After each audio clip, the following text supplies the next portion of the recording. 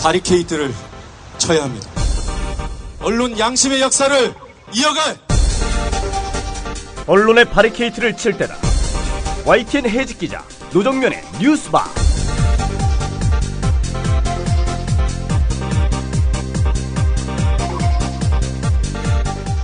어서 오십시오. 뉴스바 문이 열렸습니다. 9월 6일 오늘은 어떤 뉴스 메뉴들이 마련되어 있는지 메뉴판부터 펼쳐보겠습니다.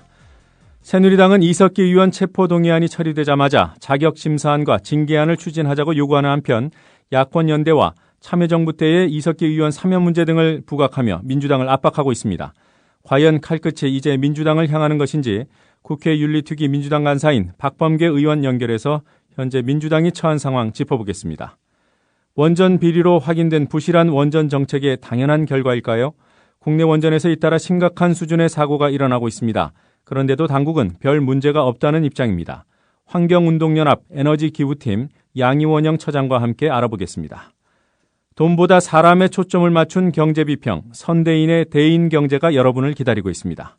그리고 기발한 풍자 시사 에너그램 공갈에서는 오랜만에 이명박 전 대통령이 등장합니다. 저는 잠시 광고 듣고 오겠습니다. 친절한 고대리가 모십니다. 국민 대리운전. 국민TV 조합원을 위한 국민 대리운전 1544-9411. 서울 경기 어디서나 친절하게 모십니다. 국민TV 조합원과 함께하는 국민 대리운전 1544-9411. 여우처럼 쇼핑하자 폭스마켓. 대한민국 생활체육용품의 절대 강자 스타스포츠. 600여 가지 이상의 운동용품을 합리적인 가격에 판매 중입니다. 매니아들이 인정하는 최고의 배드민턴 의류, 라켓, 가방 브랜드 아테미. 내 피부처럼 편안하고 가벼운 테슬라 운동화와 레저 및 스포츠에 도움을 주는 언더레이어를 합리적인 가격에 만나보세요. 국민TV와 함께하는 참 좋은 쇼핑몰 폭스마켓. 문의는 1566-5476. 검색창에 폭스마켓을 입력하세요. 폭스마켓.co.kr. 우리라이프 상조 영업사원 홍대리입니다. 우리라이프 상조는 신설상조 회사입니다. 사장님께 국민TV에 광고자 건의했더니 저희 사장님도 국민TV 예청자시며 조합원이지만 혹 회사 세무조사 받고 탄압받는 거 아니냐며 은근히 걱정이십니다. 그래서 영업사원인 제가 제 돈으로 광고하고 우리라이프 상조를 알리려 나왔습니다. 지금 가입하시면 회원님이 나입하신 소중한 납입금의 10%를 매달 국민TV의 발전을 위해 후원하겠습니다. 1600-3267 1600-3267 우리라이프 상조 제가 쏠 수 있도록 부탁드립니다. 감사합니다. 국민TV를 후원하는 새로운 방법 어렵지 않습니다.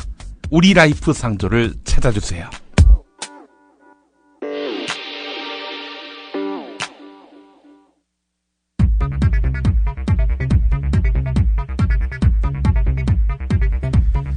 오늘 아침 눈에 들어오는 주요 뉴스들 몇 가지 정리해보겠습니다. 어제 구속된 이석기 의원이 수원구치소에 수감됐습니다. 이 의원은 앞으로 열흘 동안 구치소와 국정원을 오가며 조사를 받게 됩니다. 내란 음모 혐의 입증이 쉽지 않을 것이라는 관측이 나오고 있는 가운데 이 의원은 앞서 구속된 이들처럼 묵비권을 행사할 가능성도 배제할 수 없습니다. 구치소로 수감되기 직전 이석기 의원이 한 말입니다. 이 도둑놈들아! 이 도둑놈들아! 저 사건! 내란 음모는 조작이다! 이렇게 폭력적으로 진행하고 있습니다! 박근혜 대통령의 최측근인 최경환 새누리당 원내대표가 어젯밤 민주당 천막 당사를 방문해 노숙 중인 김한길 대표를 만났습니다. 최경환 원내대표는 단순한 위로 방문이었다고 밝혔고 민주당 역시 국정원 대립정부 개소를 위한 어떠한 방향도 제시되지 않았다고 밝혔으나 대통령 순방 이후 영수회담 개최 가능성 등이 이석기 의원 체포동의안 합의 처리를 계기로 무르익는 게 아니냐는 분석이 나오고 있습니다. 최동욱 검찰총장이 혼외 아들을 숨겨왔다는 보도가 나왔습니다. 조선일보는 최동욱 총장과 내연녀 사이에 아들이 있으며 그 아들이 지난 8월 말 미국으로 출국했다고 보도했습니다. 이 같은 보도가 사실이라면 국정원에 대한 검찰 수사를 총지휘해온 최동욱 총장의 입지가 흔들릴 수밖에 없을 것으로 보입니다. 정기상여가 통상임금으로 인정될 경우 기업이 노동자에게 돌려줘야 할 그동안 덜 지급했던 수당 등의 규모에 대해 재계는 38조 원, 노동계는 5조 원이라고 주장했습니다. 어제 대법원에서 열린 통상임금 소송 공개 변론에서 재계는 통상임금 판결이 노동계에 유리하게 나올 경우 기업 부담이 과도해진다는 점을 강조했고 노조는 재계가 경제적 부담을 부풀린다고 응수했습니다. 대법원의 기존 판례는 정기상여가 통상임금에 포함된다는 것이어서 이번에 판례가 바뀔지 여부에 관심이 모아지고 있습니다. 박근혜 정부의 공약 사항이라며 정부의 무상보육 예산 지원을 요구해온 서울시가 결국 2천억 원 규모의 지방채를 발행하기로 했습니다. 새누리당은 박원순 시장이 정부를 공격하기 위해 무상보육 쇼를 한 것이라고 비난했고 민주당은 고뇌에 찬 결정이라고 환영하면서 박 대통령을 향해 무상보육 공약 이행을 촉구했습니다. 남북을 연결하는 서해군 통신선이 오늘 오전에 재개통됩니다. 북한이 통신선을 끊은 지 5달 만입니다. 서해군 통신선 재개통은 개성공단 재가동 협상 과정에서 우리 정부가 북측에 요구했던 것이어서 개성공단 재가동 시점이 조만간 결정될 것이라는 전망이 나오고 있습니다. 일본 후쿠시마 원전 인근 지하수까지 방사능에 오염된 것으로 확인됐습니다. 도쿄전력은 후쿠시마 제1원전 인근 지하수에서 방사성 물질이 검출됐으며 이는 후쿠시마 원전 사태 이후 처음이라고 밝혔습니다. 오늘 제8차 부산 시국대회를 비롯해 이른바 국정원 촛불 집회가 경남 전역에서 열립니다. 내일은 서울 청계광장에서 11차 범국민대회가 예정돼 있어 이석기 의원 구속 등 내란 음모 사건에도 불구하고 국정원 촛불 집회의 동력이 이어질 수 있을지를 판단하는 계기가 될 것으로 보입니다. 이상 간추린 뉴스였습니다.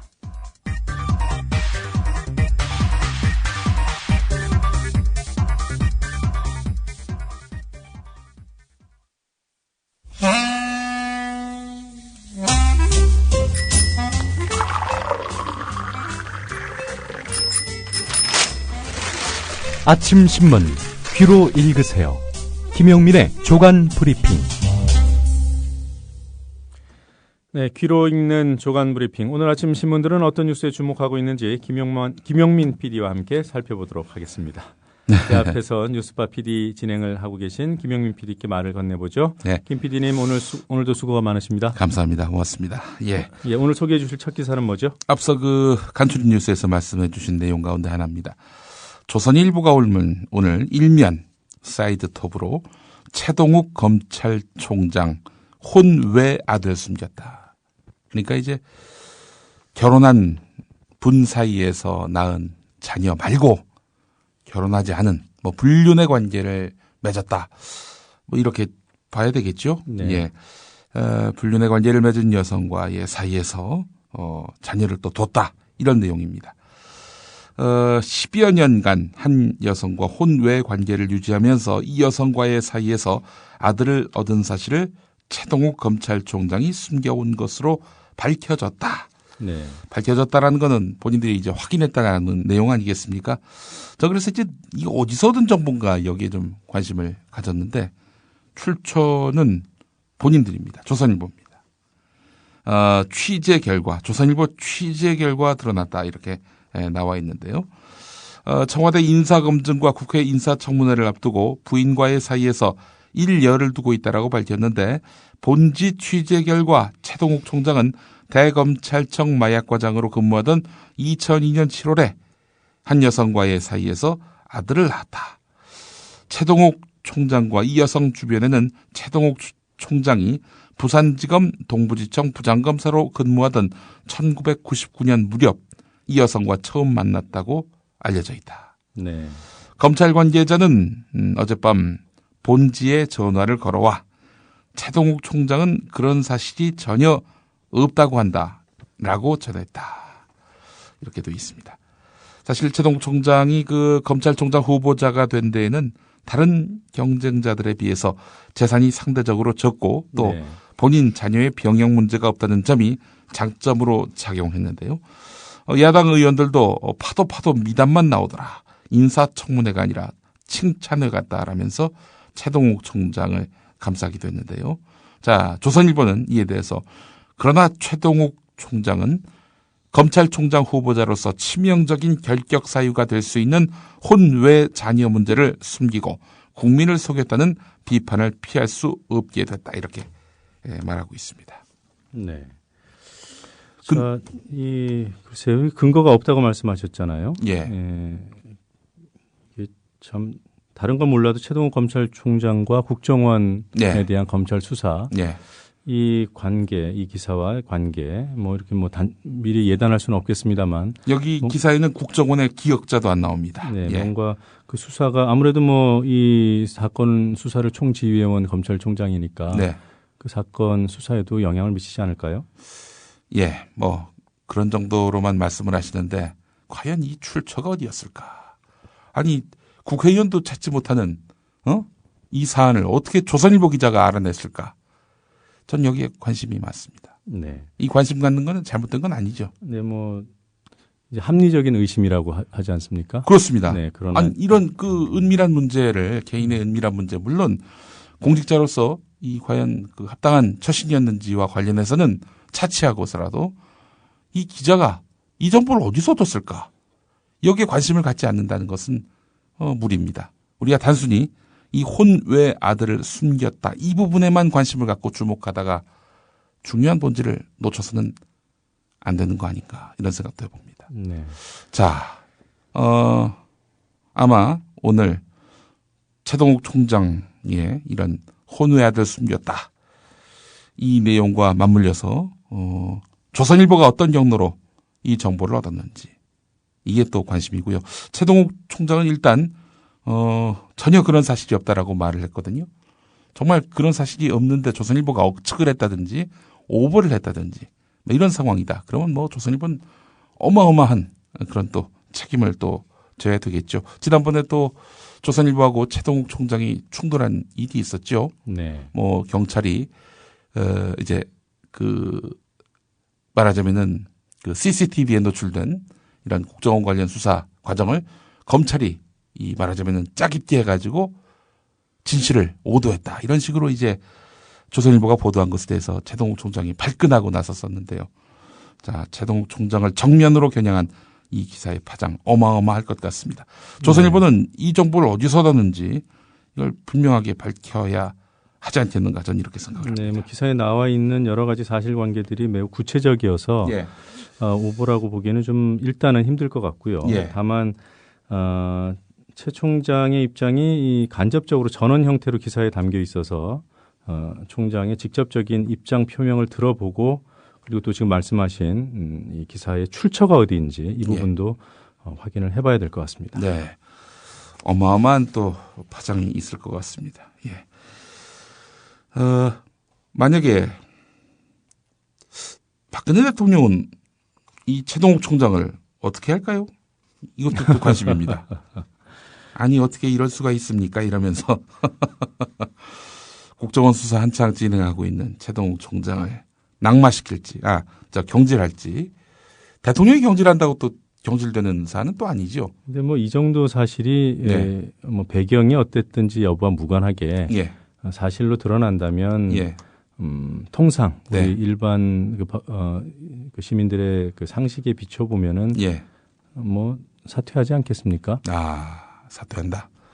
사퇴하게 되면은 아무래도 국정원 수사 상당한 파장이 있겠군요. 뭔가 위축되는 효과는 분명히 있지 않을까 이렇게 생각이 됩니다. 예. 다른 기사 볼까요? 예. 자, 한겨레 기사 보겠습니다. 자, 이석기 추측성 보도와 관련해서 한겨레 19면 방송면에 실린 내용입니다. 자, 이석기 관련한 그 보도를 보면서 정말 근거를 찾아보기 힘든 추측 보도가 어마어마했다라는 것들은 뭐 다시 한번 계산을 해보니까 실제 그런 것 같습니다.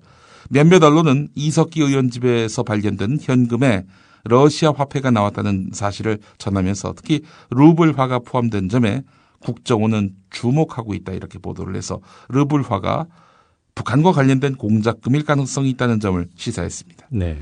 이석기 의원 집에 이민위천이라고 적힌 족자가 걸려있는 사실을 두고 저거 김일성 좌우명인데 김정일 좌우명인데 이러면서 이 역시 북한과의 연계 가능성을 강조한 보도도 있었습니다. 채널A 같은 경우 동아일보 종편이죠. 채널A는 이석기 의원이 압수수색 당일 변장을 하고 도주했다는 국정원 쪽 말을 전했지만은 사실 여부는 확인되지 않고 있습니다. 자, 이석기 의원 등의 발언이 내란 음모죄까지 물을 수 있는지에 대한 논란도 법조계에서 벌어졌지만 뭐 이 상당수 보수 언론은 아예 범죄를 기정사실화하지 않았습니까? 조선일보 이석기 의원 총기 마련에 국가시설 파괴 모의, 그리고 중앙일보 국헌문란 목적으로 내란 음모. 인용문이긴 합니다만은 결과적으로 혐의를 사실로 확정하는 듯한 그런 보도 태도가 이어졌고요. 서울신문은 이석기 의원 체포동의안 통과 소식을 전하면서 헌정사상 첫 내란 음모 의원이라면서 일면 머릿기사 제목으로 달았습니다. 이래도 되는 겁니까?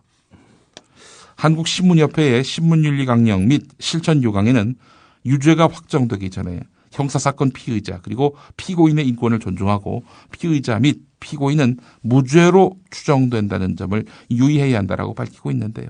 또 수사기관이 제공하는 피의 사실은 진실 여부를 확인하도록 노력해야 하고 특히 피고인 또는 피의자 쪽에 해명의 기회를 줘야 한다라고 규정하고 있는데요. 하지만 인권 존중이라는 선언도 정치권 일각 진보 꼴통 본 모습 드러나 종북의 씨앗까지 정리해야 끝난다.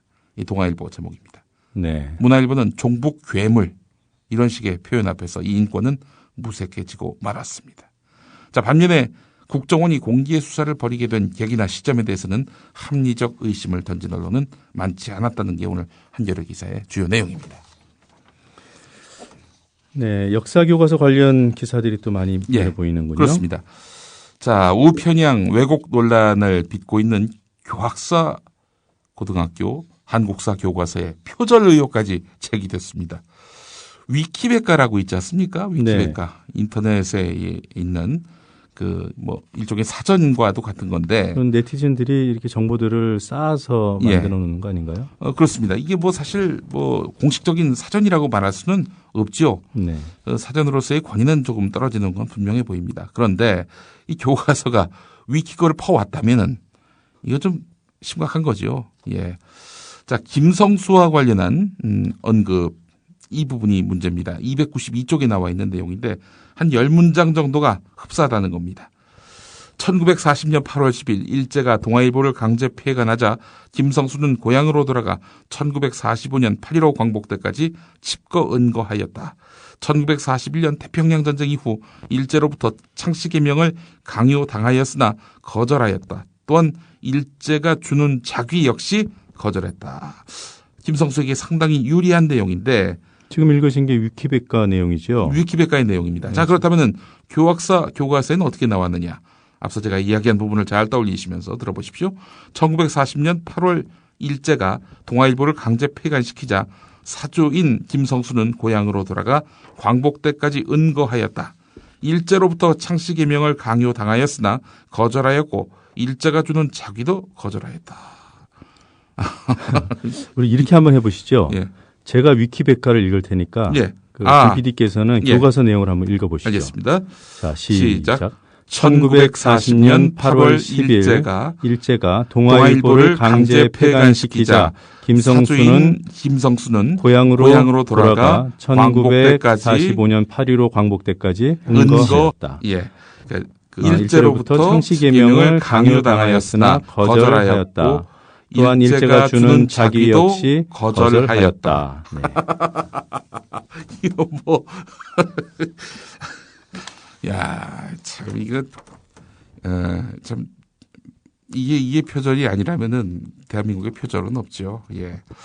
자, 그리고 표절 논란이 또 특히 부각되는 부분은 뭐냐면요. 잘못 쓴 사진 설명 글을 교학사 교과서에서 똑같이 썼다는 점입니다. 네.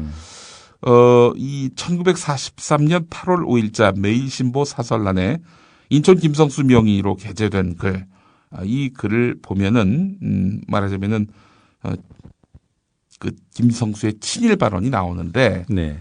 이 한마디로 말해서 이건 누가 대신 쓴 거다라는 내용입니다. 자, 그런데 이제 실제는 뭐냐면 매일신보 사설이 아니라 매일신보 기고입니다. 네. 그리고 그 이른바 사설이라 불렸던 글의 그 제목은 문약의 고지를 버리고 상무기풍 조장하라 이렇게 되어 있는데 이거 틀린 겁니다. 실제로는 대의에 죽을 때 황민됨의 책무가 크다 이건데 네. 이거 뺏기는 과정에서 틀리게 쓴 것도 그대로 뺏겼다는 거죠. 예. 자, 이 위키백과를 퍼온 이런 교과서가 과연 얼마나 권위가 있고 또 사실에 근접한 진실을 다룬 교과서인지 의문을 제기하지 않을 수가 없습니다. 예. 자, 그리고 또 이 교과서 보면 말이죠. 이 지금까지 소개해드린 내용은 경향신문 1면에 나온 내용인데 네. 한겨레 2면을 보면 말이죠. 이 교과서에 이런 내용이 나옵니다. 생각해보기. 당시 일본은 명성황후를 시해하는 과격한 방법을 선택할 수밖에 없었을까. 이런 글을 넣었습니다. 명성황후 시해 일제 입장에서 한번 생각해보라는 이야기입니다. 뭘 일제 입장에서 생각을 해. 참, 이게 당시 일제 입장이라고 하는 것은 이제 한반도 병탄을 강화하기 위한 방법을 생각해 보도록 하는 건데 네. 박한용 민족문제연구소 교육홍보실장은 범죄자의 속내를 설명해 주면서 이해해 보라고 하는 것과 무엇가 다른가. 남의 나라 왕비를 무참하게 살해할 정도의 제국주의를 세계사적 관점에서 설명해야 하는데 본말이 전도됐다. 이렇게 지적했습니다. 이에 대해서 저자 권희영 한국학중앙연구원 교수는 시의 가담범의 글을 제시한 이유는 일제의 극악한 흉계를 선명하게 부각시키려는 의도라고 설명했지만 이에 대해서 이신철 성균관대 동아시아 역사연구소 연구교수는 그런 의도가 있다 하더라도 읽는 사람은 다르게 생각할 수밖에 없다. 특히 고등학생들은 아직 판단력이 부족해서 이런 글을 보면은 무비판적으로 수용할 수 있다는 것도 고려해야 한다. 이렇게 지적을 했습니다. 이거 뭐 좀 믿기지 않아서 좀 직접 보고 싶어요. 네. 생각해보기. 일제는 왜 명성황후를 과격하게 시했을까? 예. 자, 이 권희영 교수와 관련한 기사가 경향신문에 또 실렸습니다. 이면에 관련 기사가 나왔는데 이 양반이 제주 4.3 사건을 말이죠. 노무현 대통령이 국가원수로서 이 제주도민들에게 머리 숙여 사과했던 이 제주 4.3 사건에 대해서 대한민국 정부 수립을 방해하기 위해 남로당이 벌인 폭동이다. 과거에 이렇게 주장한 사실이 드러났습니다. 네. 네. 제주 4.3은 폭동이다.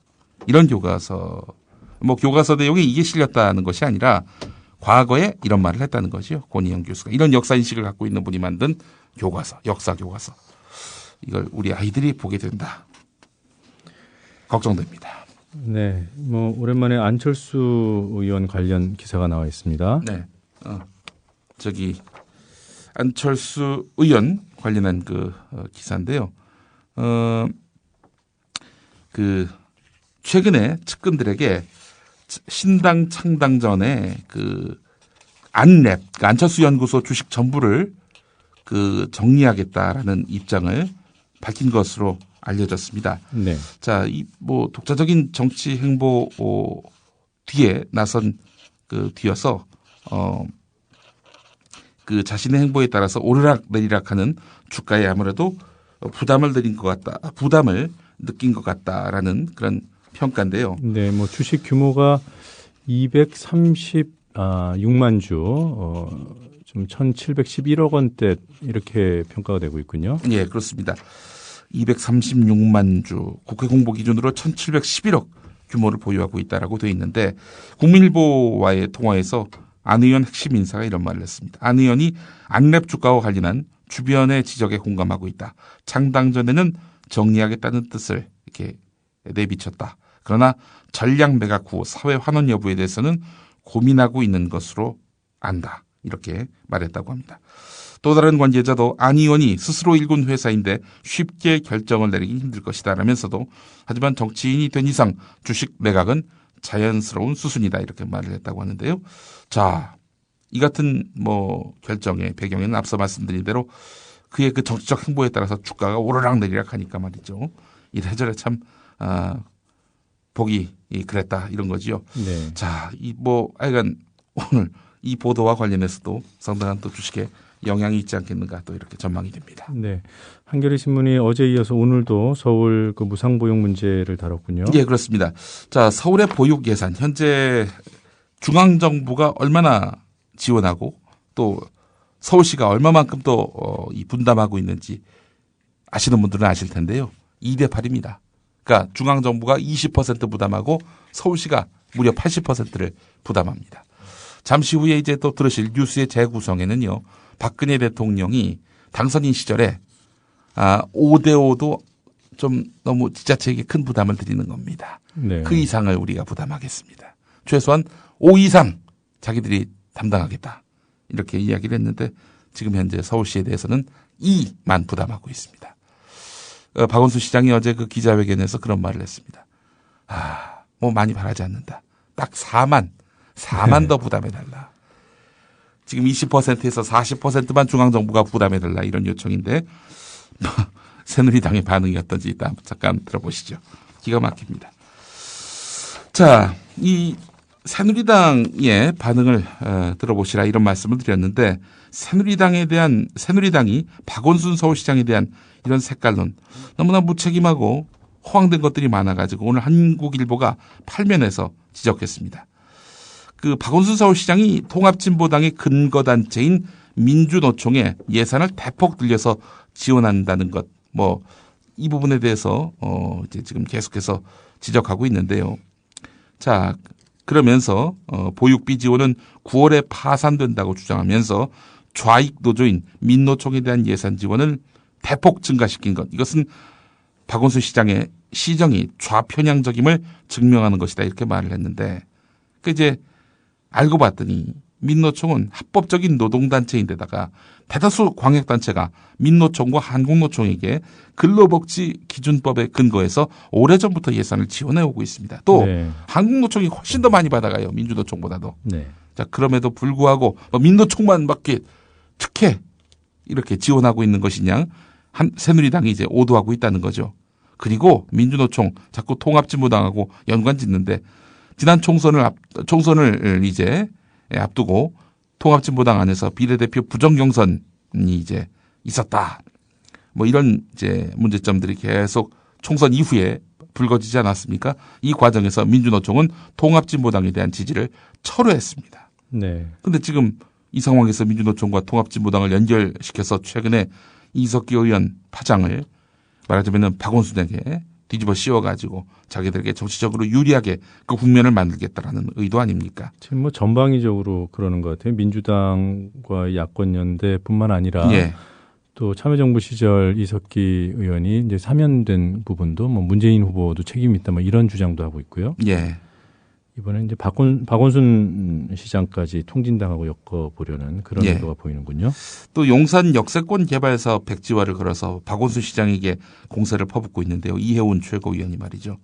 자, 이 또한 서울시가 예산을 집행하지 않아서 사업이 불발됐다라고 보는 것은 무리라는 게 주론이라고 한국일보가 이렇게 말하고 있습니다. 네. 서울시하고 한마디로 얘기해서 뭐가 난데 이걸 또 뒤집어 씌우는 이런 행태. 지금 그야말로 새누리당의 그 박원순 죽이기는 이성과 상식을 완전히 비껴간 그런 과도함이 있다라는 지적을 제기할 수 있는 것입니다. 네. 자, 오늘 여기까지 해야 될 것 같은데요. 그래요. 그럼 오늘 주간 브리핑이 선정한 노래 소개를 해 주셔야죠. 어떤 뭐 특정한 사안에 대해서 제가 지적하는 것은 아니고요. 정보기관은 당신이 하는 모든 일을 다 알고 있습니다. 그러니까 정보기관을 건들지 마십시오. 국정원이 뭐 이 말을 한 건 아닌데요. 국정원이 한 듯 왜 이렇게 자꾸 국정원 입에서 그런 말이 나온 것처럼 인식이 되고 있는 건지 모르겠습니다. 저도 잘 모르겠습니다. 그래서 서태지와 아이들의 난 알아요를 준비했습니다. 네. 자, 난 알아요 들으면서 주간 브리핑 마치겠습니다. 수고하셨습니다. 네. 난 알아요 이 밤이 흐르고 흐르면 누군가가 나를 떠나버려야 한다는 그 사실을 그 이유를 이제는 나도 알 수가 있어.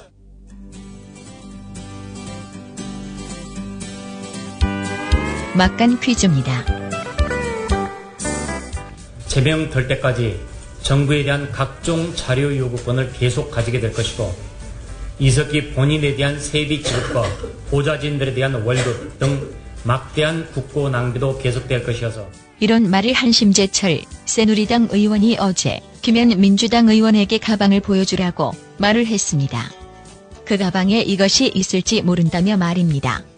이것은 무엇일까요? 1번 600만 원 현금, 2번 장난감 총, 3번 추루탄, 4번 누드 화보집. 정답을 아는 분은 지금 팟빵 게시판에 정답과 함께 이메일 주소를 알려주세요. 맞춘 분 3분을 골라 기념 음반을 선물로 보내드립니다.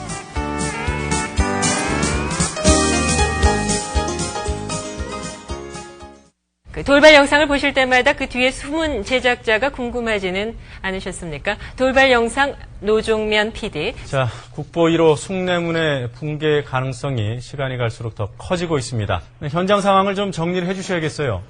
네, 그렇습니다. 안녕하십니까. 뉴스타파 앵커 노종면입니다.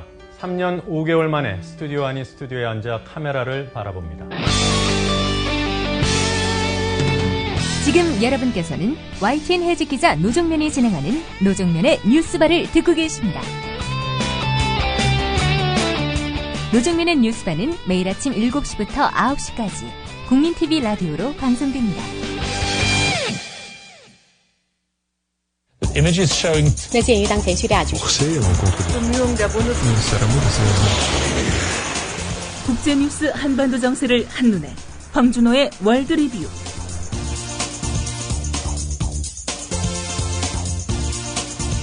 한반도와 지구촌을 둘러보는 시간입니다. 밤새 어떤 뉴스들이 들어와 있는지 국제뉴스 전문 캐스터 황준호 기자 연결해서 알아보겠습니다. 황준호 기자. 안녕하십니까. 네, 안녕하세요. 예.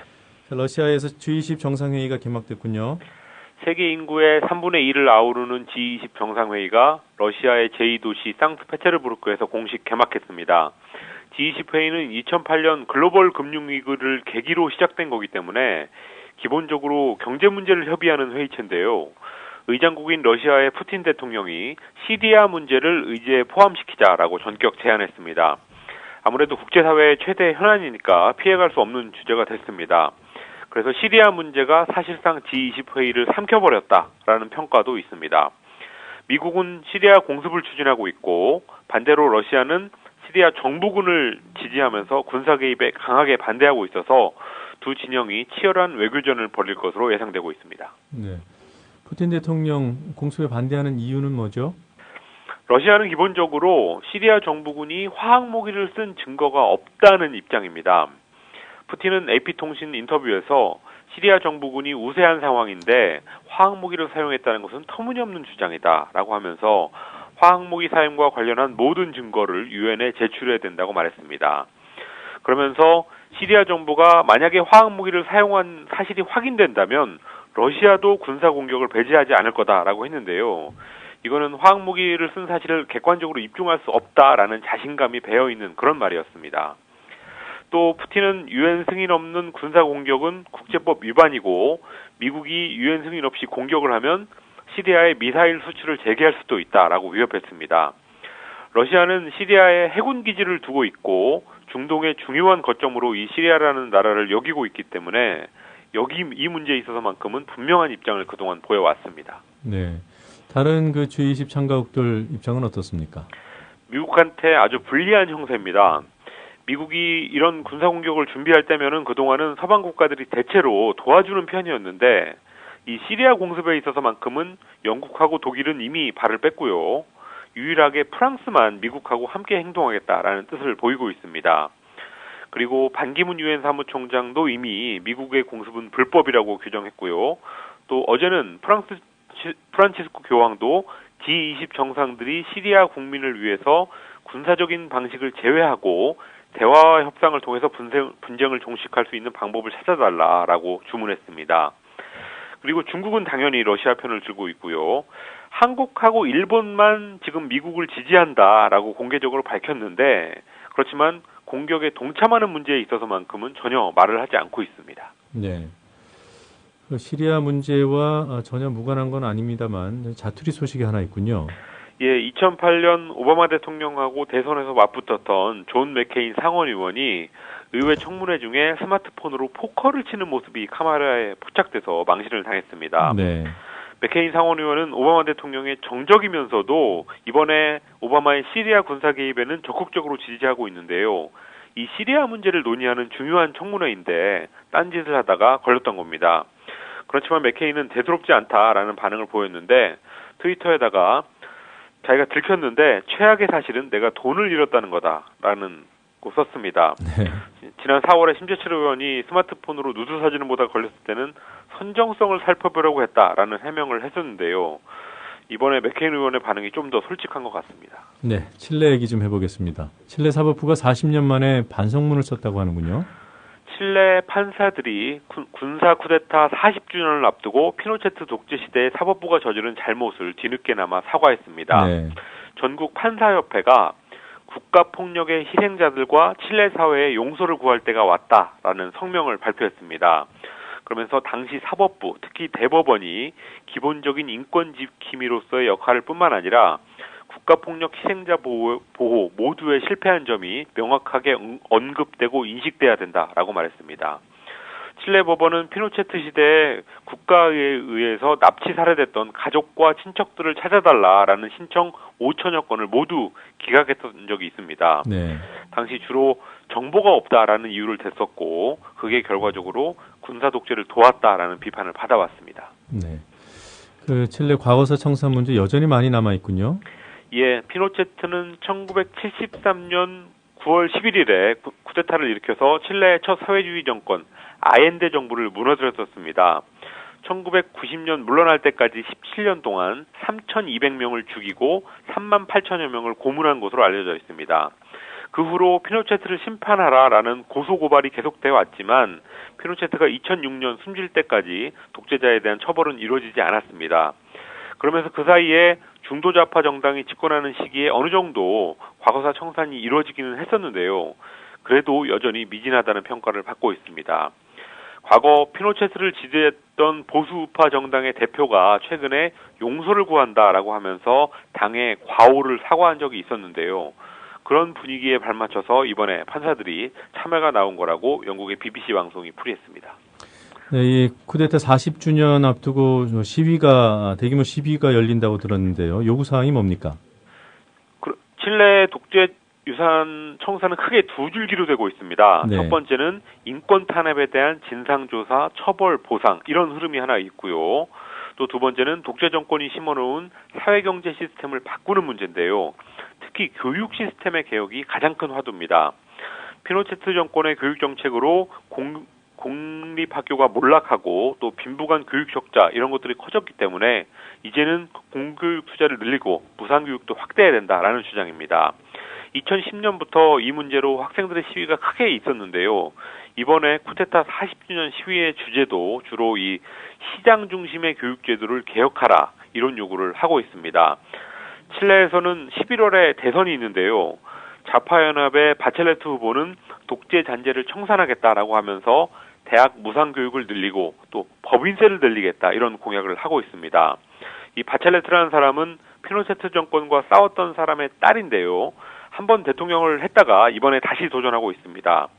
그리고 거기에 맞서는 우파 후보는 마테이라는 여성인데요. 이 사람은 피노체트 세력의 대표적인 후계자라서 작년 우리 대선하고 좀 비슷한 구도인데 그렇지만 이 바첼레트의 지지율이 압도적으로 높다는 게 우리하고는 조금 다른 양상입니다. 그렇군요. 자, 중국에서 그 마오타이라는 술의 매출이 뚝 떨어졌다고 해요? 시진핑 정부가 반부패 드라이브를 강하게 걸면서 중국의 대표적인 명주로 주로 고위층들의 선물로 애용되는 마오타이가 추락하고 있습니다. 네. 우리 돈으로 약 28만 원쯤에 팔렸던 술이 지금은 한 17만 원 정도 내려도 잘 안 팔리고 있고요. 일부 상점에서는 마오타이 술을 치우고 컵라면 같은 식료품을 팔기도 한다고 합니다. 마오타이를 만드는 바이주, 백주라는 회사는 주가가 올해 40% 폭락했고 생산 본거지의 지역 경제도 타격을 입었습니다. 자, 아프리카에서 매년 도살되는 코끼리가 숫자가 굉장히 많군요. 상하 채취 때문에 10,000마리 정도가 도살되고 있는데요. 네. 재작년 한 해 동안 케냐와 탄자니아 항구로 빠져나간 아프리카 코끼리의 상하가 우리 돈으로 약 300억 원이 넘고 또 밀렵군이 해마다 만여 마리의 코끼리를 도살하고 있다고 유엔 마약 범죄 사무국이 보고서를 통해서 밝혔습니다. 보고서는 최근 국경을 넘어온 소말리아 무장 밀렵단체하고 중국인들이 공모해서 야생동물 불법 교육에 가담하고 있다라고 적시했습니다. 그러면서 불법 상하 소비시장과 느슨한 법체계 이런 것들 때문에 불법 교육이 증가하는 만큼 국제사회가 나서서 바로잡아야 된다라고 역설했습니다. 이 상하 문제 역시 중국 고위층들의 선물로 많이 쓰이기 때문에 네. 이 중국이 이렇게 지속적으로 국제 망신을 당하는 상황인데요. 시진핑 주석이 이 문제에도 손을 댈지 주목되고 있습니다. 네, 오늘도 다양한 소식 잘 들었습니다. 지금까지 황준호 기자였습니다. 수고하셨습니다. 감사합니다. 예.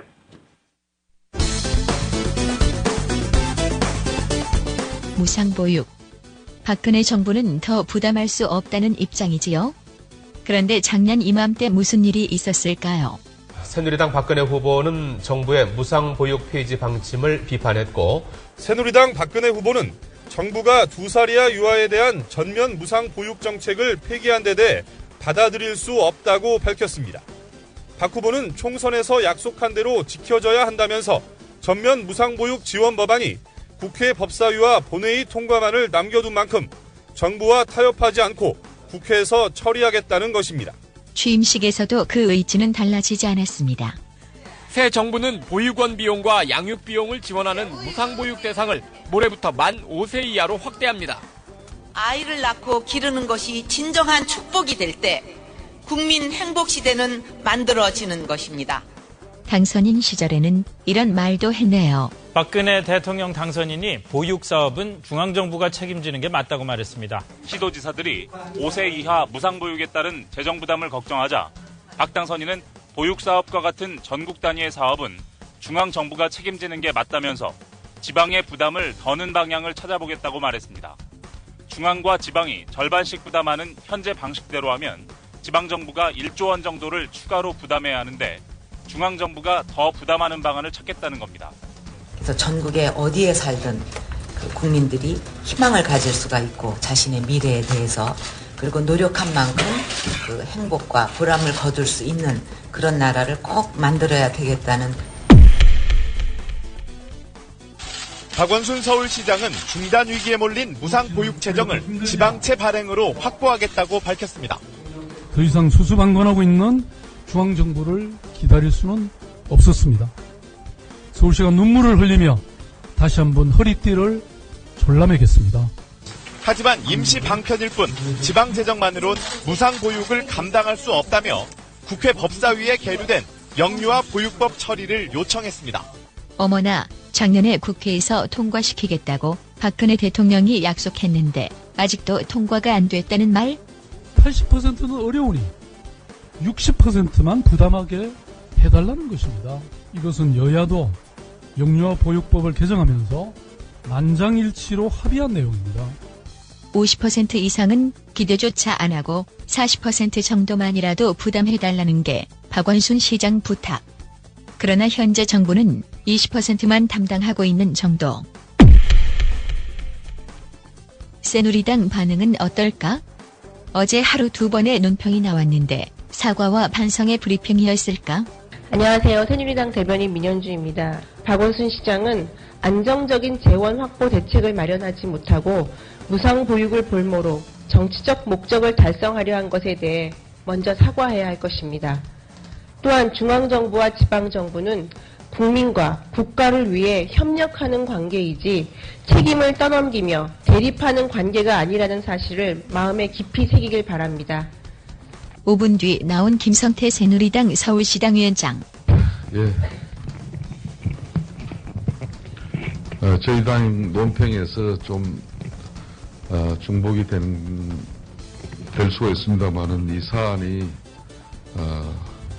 좀 전에 우리 중앙당 민현주 대변인이 한 논평과 지금 현재 서울시당 위원장으로 나가는 이 성명을 같이 믹싱하셔도 관계는 없겠습니다. 박원순 시장의 서울시 무상보육 대책 발표는 대국민 기만극. 지난 한 달간 1인소 보여주던 박 시장 마침내 무상보육쇼로 마무리. 올 박원순 시장의 서울시 무상보육 대책 발표를 바라보며 참을 수 없는 역겨움을 느낀다. 참으로 가증스럽고 나쁜 시장이다. 쏙과 끝이 다는 이중적 인간이나 할 수 있는 무상보육 쇼 한 편을 본 것 같다. 출처 MBC, YTN, 국회 인터넷 의사중계 시스템.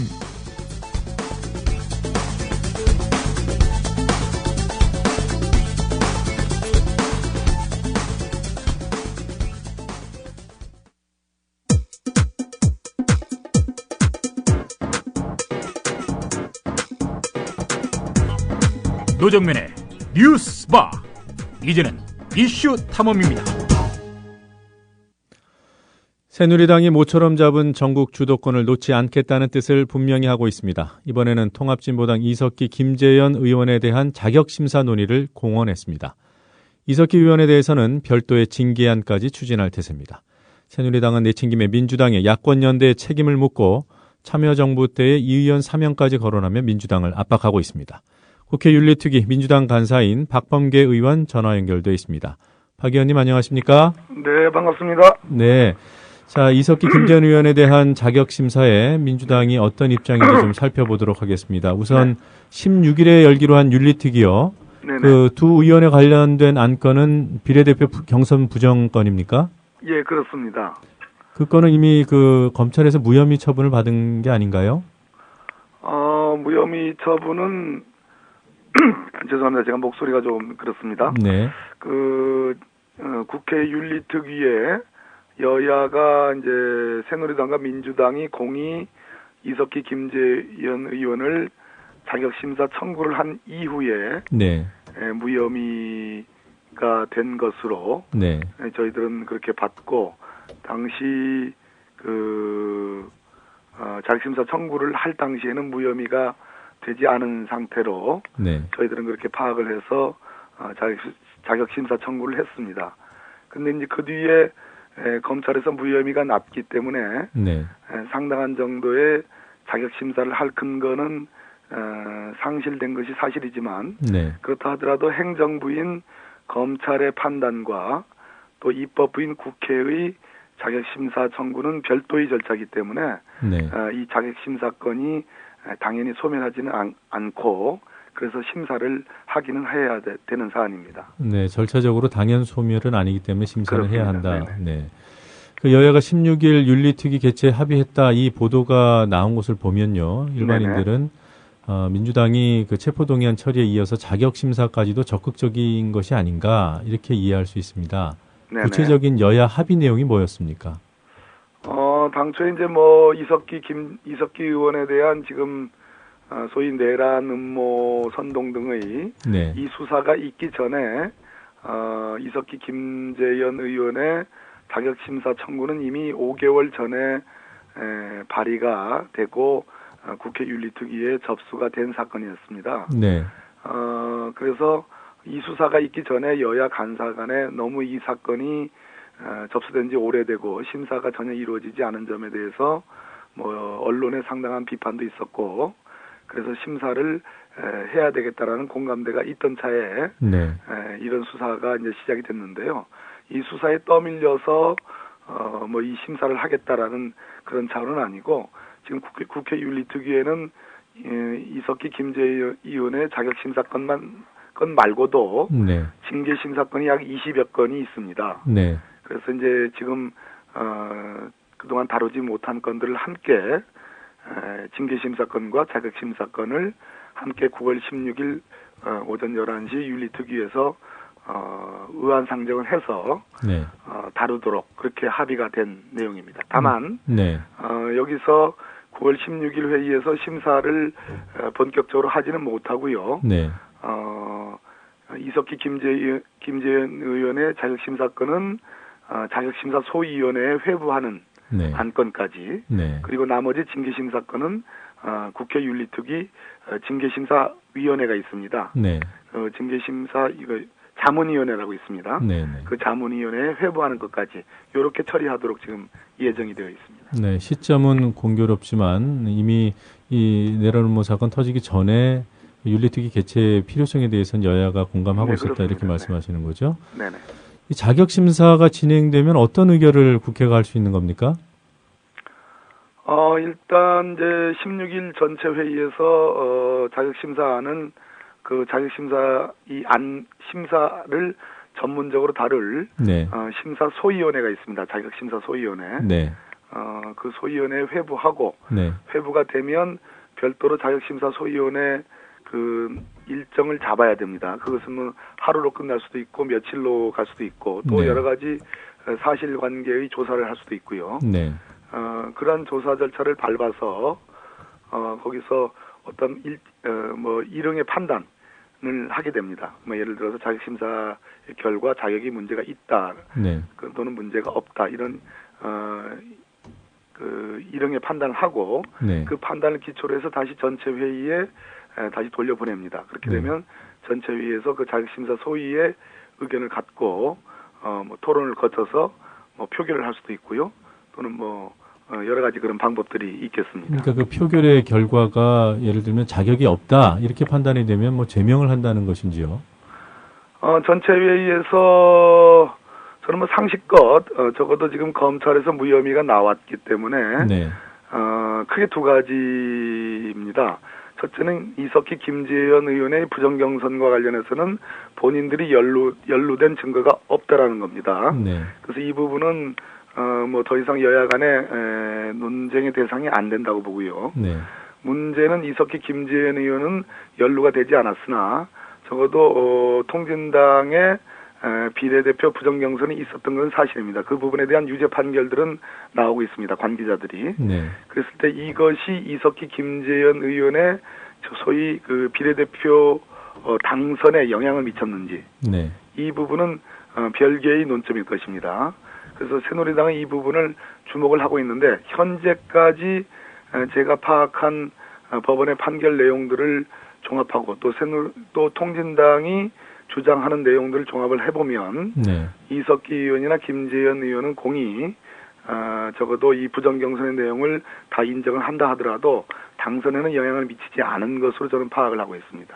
네. 어찌됐든 전체 회의에서 자격심사 소위의 결론을 가져다가 토론을 하고 그 결과를 가지고 뭐 자격심사에 문제가 있다, 자격이 문제가 있다라고 그럴 가능성은 매우 적습니다만은 네. 그런 판단을 내리면 그것은 본회의에 회부가 돼서 3분의 2, 제적 3분의 2의 국회의원 동의를 받아서 제명이 되는 겁니다. 네. 그러나 그러한 가능성은 제가 보기에는 그렇게 크지 않다 이렇게 보고 있습니다. 네. 그러니까 뭐 새누리당이 지금 주목하고 있는 부분은 부정경선 혐의에 대해서 이석기, 김재현 두 의원은 무혐의를 받았다 하더라도 네네. 결과적으로 수혜를 입었을 가능성은 있다. 네네. 이렇게 본다는 거죠. 영향을 미쳤지 않았느냐. 네. 이런 일부 주장이 있습니다. 네, 새누리당 어제 입장 보니까 그 경선 부정에 대해서는 무혐의 처분을 받은 만큼 기존의 자격심사안만으로는 부족하다. 뭐 이렇게 했더군요. 그러니까 제명안 또는 징계안을 추가로 내겠다는 거 아닙니까? 심재철 새누리당 최고위원의 발언인데요. 네.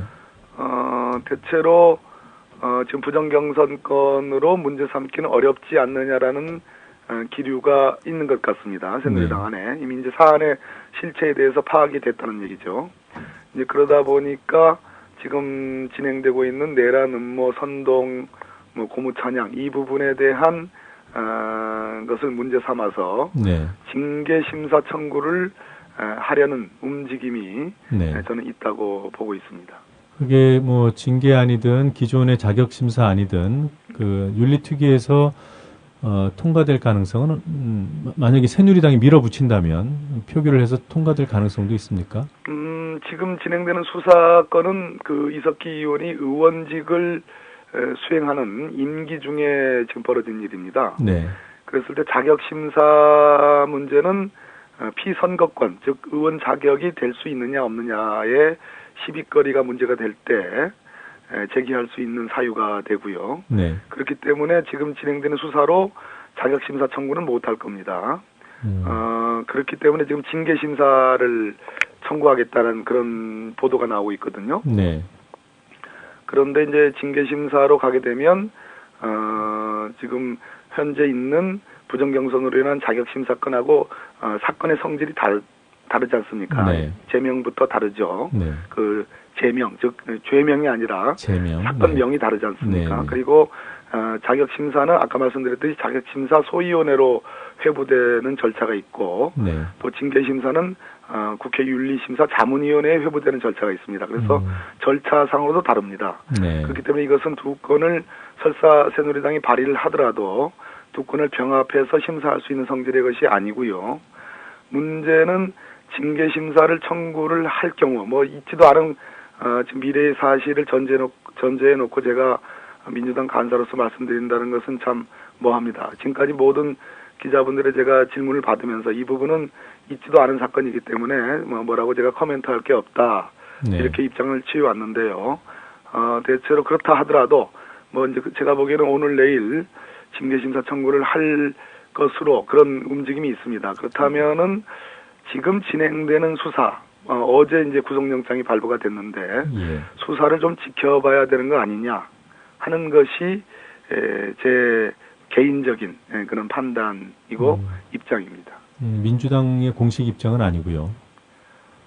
지금 뭐 사건 초기고 수사 초기고 또 새누리당에서 뭐 자격 징계심사 청구를 하지 않은 상태이기 때문에 예. 민주당이 이것을 공론화해서 뭐 이것을 다룰 의제는 아닌 것 같습니다. 예, 알겠습니다.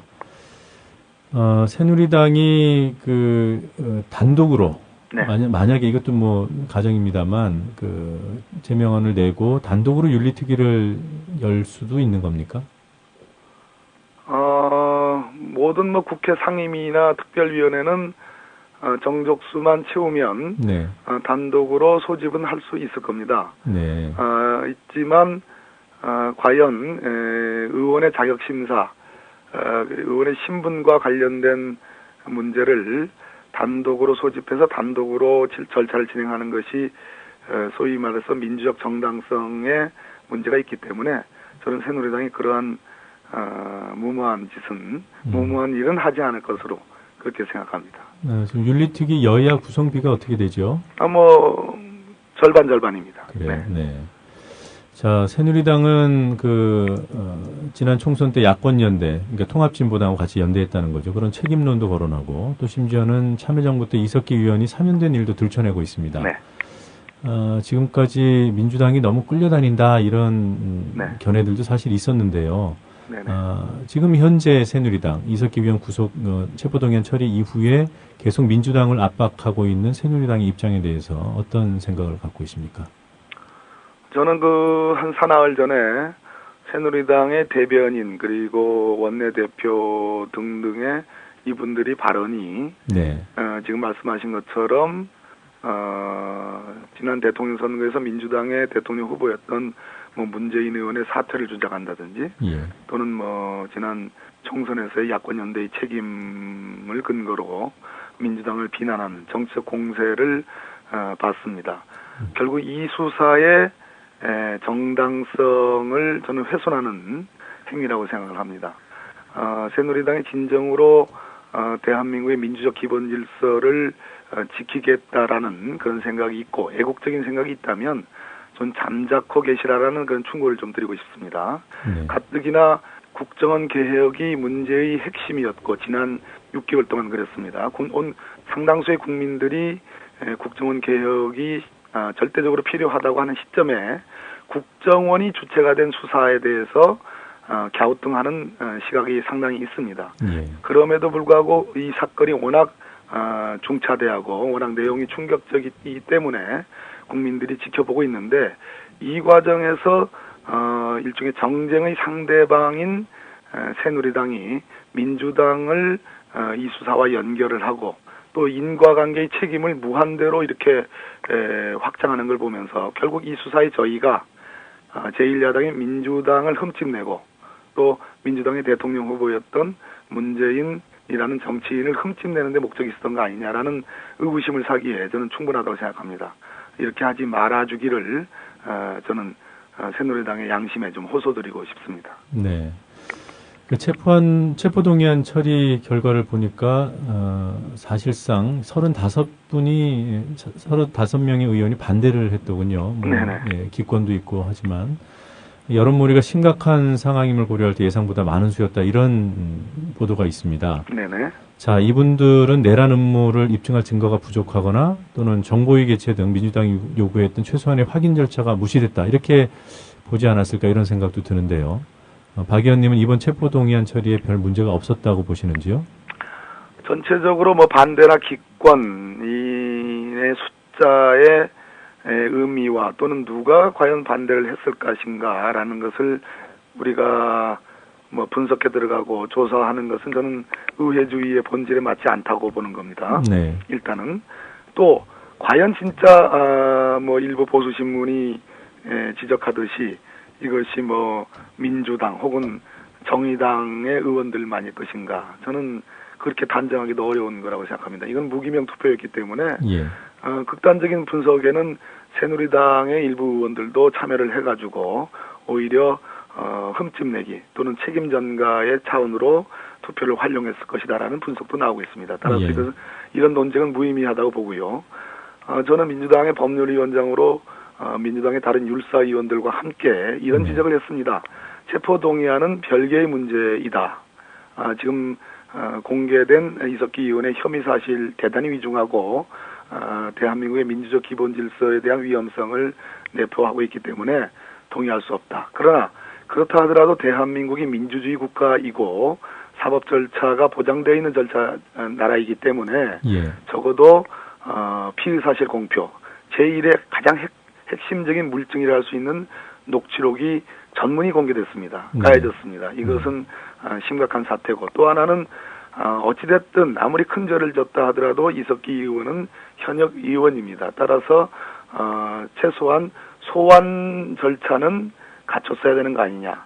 반대로 이석기 의원도 국회에 이렇게 체포동의안을 시험할 것이 아니라 본인이 자진해서 사법 절차에 내가 응하겠다라는 것을 미리 좀 얘기를 했으면 좋았을 거 아니냐라는 이러한 절차상의 소위 절차적 정의에 저는 상당한 정도로 문제가 있는 거 아니냐라는 지적을 했습니다. 이 부분 상당히 아쉬운 대목입니다. 말씀하신 대로 뭐 법률위원장이시고 법률가시니까 한 가지 더 여쭙도록 하죠. 말씀하신 녹취록, 가장 대표적인 증거로 거론되고 있는 녹취록 내용 중에 내라는 뭐 증거로 부각되는 총기 탈취 등의 발언이 있지 않습니까? 이에 대해서 통합진보당은 뭐 농담 수준이다. 뭐 그렇게 일부가 던진 말로 합의가 없었다 이렇게 주장을 합니다. 자, 이 의원이 구속이 되긴 했습니다만 국정원과 검찰이 이 녹취록만 가지고 내라는 뭐 혐의를 입증할 수 있을까요? 어제의 영장 심사에서 영장이 발부가 됐습니다. 수원지법법 영장 전담 판사는 부장 판사입니다. 적어도 법관 경력이 15년 이상 된 사람이죠. 근데 그 영장을 발부하면서 발부 이유를 사안의 중대성을 들었고요. 두 번째는 적법하게 수집된 증거에 의해서 범죄 사실이 소명이 된다 이렇게 적시를 했습니다. 이 얘기는 지금 온 국민들은 이 사건의 핵심 증거가 녹취록이라는 것을 다 알고 있습니다. 그리고 저도 그렇게 보고 있습니다. 그랬을 때 이 영장 전담 판사의 지적은 소위 통진당, 진보당에서 지적하는 이 녹취록이 매수된 내부 제보자를 매수해서 불법적으로 녹음 혹은 감청한 거 아니냐라는 지적이 있었는데 이 부분에 대해서 영장 전담 판사가 다소 추상적이긴 하지만 이 부분에 대한 해명 내지는 설명이라고 저는 보여집니다. 그렇다면은 이 문제의 제보자로 하여금 국정원이 법원으로부터 받은 소위 감청영장이 아닌 녹음을 타인 간의 대화를 녹음할 수 있는 통신제한 조치 허가장을 갖고서 녹음한 것이 아니냐 하는 추정이 가능합니다. 제가 보기에는요. 만약 그렇게 된다면은 이 녹취록의 증거 능력은 인정이 될 가능성이 높습니다. 적어도 지금까지 일어난 일들을 제가 종합을 해보건데요. 다만 이석기 의원은 그 체포동의안이 처리되는 그날 국회 본회의에서 자신은 총을 버려라, 칼을 버려라 이렇게 얘기했다고 연설을 했습니다. 마찬가지로 진보당의 이상규 의원도 동일한 내용의 연설을 했습니다. 국회에서. 그렇다면은 그러고 나서 이 녹취록은 그래서 편집이 된 것이다라는 주장을 했습니다. 이 부분까지는 아마 하루 동안의 영장 전담 판사의 심사했기 때문에 이 부분까지는 치밀하게 아마 재판이 되지는 못했을 겁니다.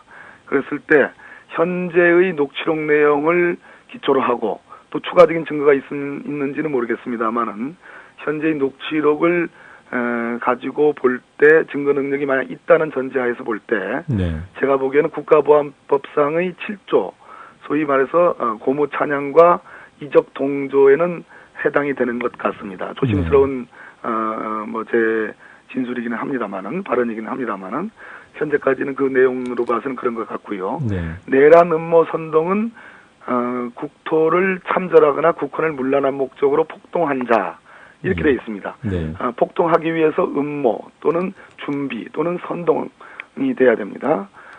그러나 이 부분은 적어도 제가 보기에는 상당수의 법률 전문가들이 아직까지는 이 녹취록만 가지고는 범죄를 입증하기에는 충분하지 않다라고 네. 보는 것이 다수의 견해로 저는 그렇게 알고 있습니다. 그 정리를 하면 그 녹취록의 증거 능력을 인정한다는 전제로 그 녹취록에 나타나지 않았던 짜깁기 된 어떤 내용이 있는지 여부가 판단의 중요한 근거가 되겠군요. 그렇습니다. 네. 지금 말씀하신 대로 만약에 이적 동조, 이 국가보안법상의 혐의는 인정이 되고 내란 음모 선동, 국민들이 충격을 받은 이 사안은 만약에 무혐의가 난다면 그 민주당에도 좀 후폭풍이 미치지 않을까요? 체포동의안 처리에 동의해준 민주당. 이제 저희들이 체포 동의를 해줬다는 것은 네. 사실은 영장을 발부하는데 동의를 했다든지 또는 유무죄를 판단하는데 동의를 해줬다든지 또는 혐의가 있고 없음을 판단하는데 동의를 해줬다든지 이러한 그 실체적 본질, 실체적 진실에 대한 국회 차원의 동의가 아니고 네. 국정원이 신청하고 그래서 검사가 청구한 그래서 판사의 영장 실질 심사를 위한 체포 동의 절차의 일환이었습니다. 네. 그래서 사법 절차에 대한 국회 차원의 협조라고 이해하시면 되겠고요. 그런 측면에서 적어도 바람직한 것은 아니지만 네. 어찌됐든 녹취록의 내용이 전문이 까여졌고 그 전문에 기초해서 볼 때 상당한 정도의 범죄의 개연성이 높았기 때문에 민주당으로서는 동의를 하지 않을 수 없었습니다. 예, 알겠습니다. 네. 자, 오늘 아침 좀 충격적인 보도가 하나 나와서 그 부분만 잠깐 좀 여쭤보겠습니다. 그 조선일보 오늘 일면 보셨는지요? 그 최동욱 검찰총장, 혼외 자녀가 있었다. 조선일보를 보진 않았고요. 네. 네이버를 통해서 봤습니다. 네. 사실 이 부분이 사실이라면 앞으로 그 국정원 선거 개입 수사에 미칠 영향이 좀 있지 않을까요? 제가 이 기사를 접하고 드는 생각이 두 가지였습니다. 네. 검찰총장의 이 사실, 일단 첫째, 과연 이 기사가 사실일까? 네. 하는 측면이었습니다. 근데 기사 내용은 굉장히 구체적이었습니다. 그리고 그 문제의 그 여성과 그 아들이 기거하는 그 아파트의 이사 시점, 그리고 전세 가격의 이 4억 원의 시가 차이, 네. 그리고 거기에 등장하는 이모라고 하는 사람, 네. 그리고 이런 등장인물들을 볼 때 이 기사가 그냥 더듬더듬 대충 때려잡은 그런 기사는 아닌 것으로 저는 판단을 했습니다. 그래서 굉장히 충격적이었고요. 네, 집 사진까지 나왔더군요. 그렇습니다. 두 번 사진은 못 봤습니다. 네이버에는 안 나오더라고요. 두 번째는 과연 지금 이 수사는 국정원이 하고 있는 수사입니다. 그리고 아마 적어도 보름 뒤 혹은 30일 뒤, 30일까지 할 수 있으니까요. 네. 그 뒤에는 검찰이 전면적으로 다시 이 수사를 리뷰해서 2차 수사를 벌여야 됩니다. 네. 똑같이, 처음부터 똑같이. 네. 다시. 그러한 그 수사가 예정되어 있는 검찰의 총수에 대한 이러한 프라이버시도 공인이기 때문에 사실 프라이버시로 주장할 만은 하지 않지만, 네.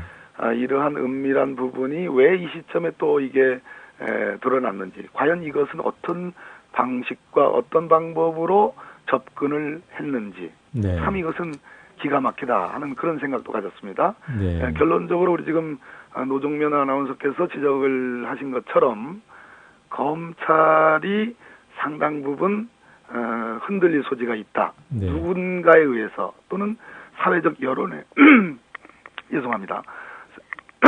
아닙니다. 네. 사회적 여론에 의해서요.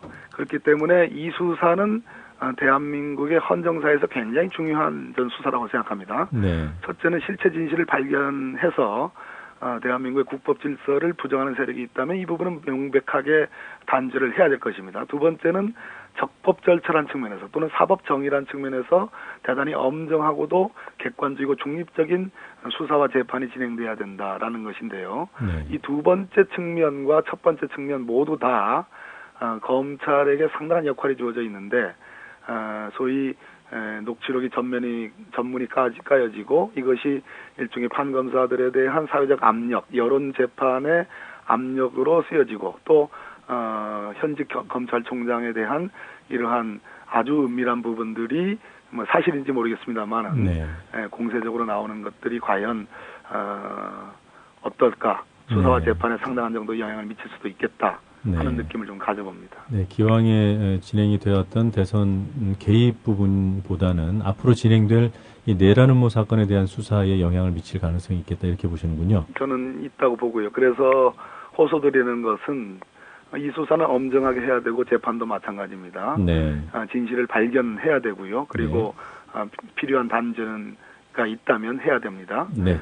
다만 적법 절차를 좀 지켰으면 좋겠고 이런 측면에서 우리 국민들이 좀 이성을 좀 회복해서 국정원의 개혁이라는 커다란 화두는 놓치지 않았으면 좋겠다 하는 생각을 좀 말씀드리고 싶습니다. 네, 내일 촛불 집회 민주당도 참여하나요?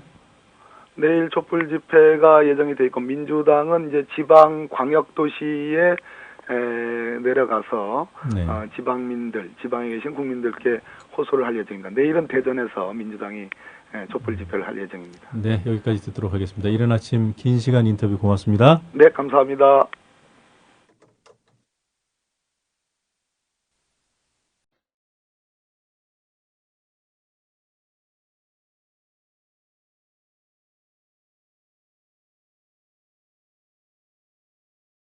이 시간 하늘 풍경입니다.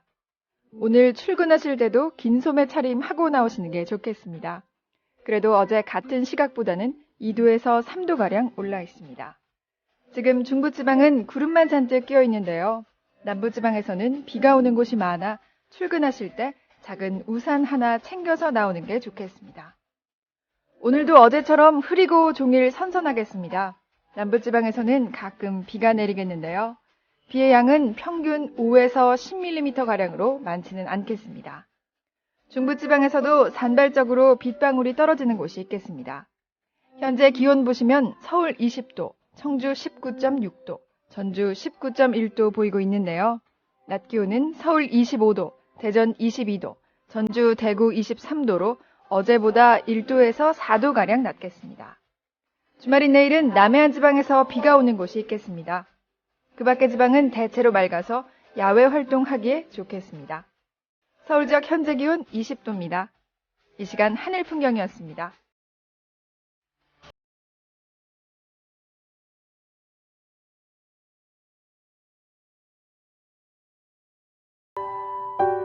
권력에 종속되거나 사장을 권력이 내려보내는 언론은 절대로 민주화될 수 없고 중요한 게 광고 아닙니까? 경영 때문에. 네. 대자본의 눈치를 보면은 결국 우리가 여러 가지 사례에서 보듯이 독립이 어려운데 네. 이 국민 TV가 미디어 협동조합을 만들어서 네. 정말 십시일반으로 네. 권력이나 대자본에 의존하지 않으면 앞으로 대한 언론이 아니라 어느 날에는 주류 언론으로 발전하지 않을까 이렇게 기대합니다. 동아일보 해직 언론인의 모임인 동아자유언론투쟁위원회 김종철 위원장의 말입니다. 미디어 협동조합은 동아투위 선배들의 못다 이룬 꿈을 실현하겠습니다. 조합원이 돼서 힘을 실어주십시오. 포털 사이트에서 미디어 협동조합 국민TV를 입력하시고 홈페이지에 들어오셔서 조합원으로 가입해 주시면 됩니다.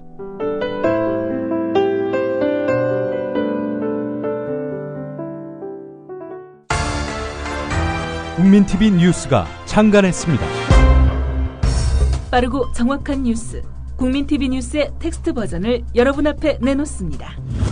국민TV 라디오의 각종 콘텐츠를 이제는 읽으실 수 있습니다.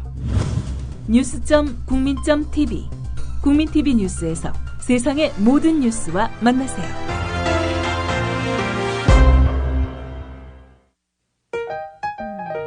더불어 행복한 세상 국민 TV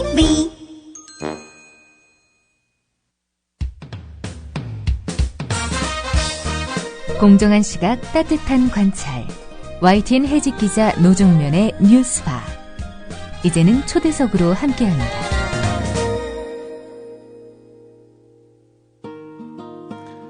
(7월 29일) 고리원전 1호기 비상발전기 18시간 가동 중단. 8월 21일 한빛원전 6호기 원자로 부품 고장으로 가동 중단. 9월 2일 한빛원전 2호기 부실 정비 논란으로 가동 중단.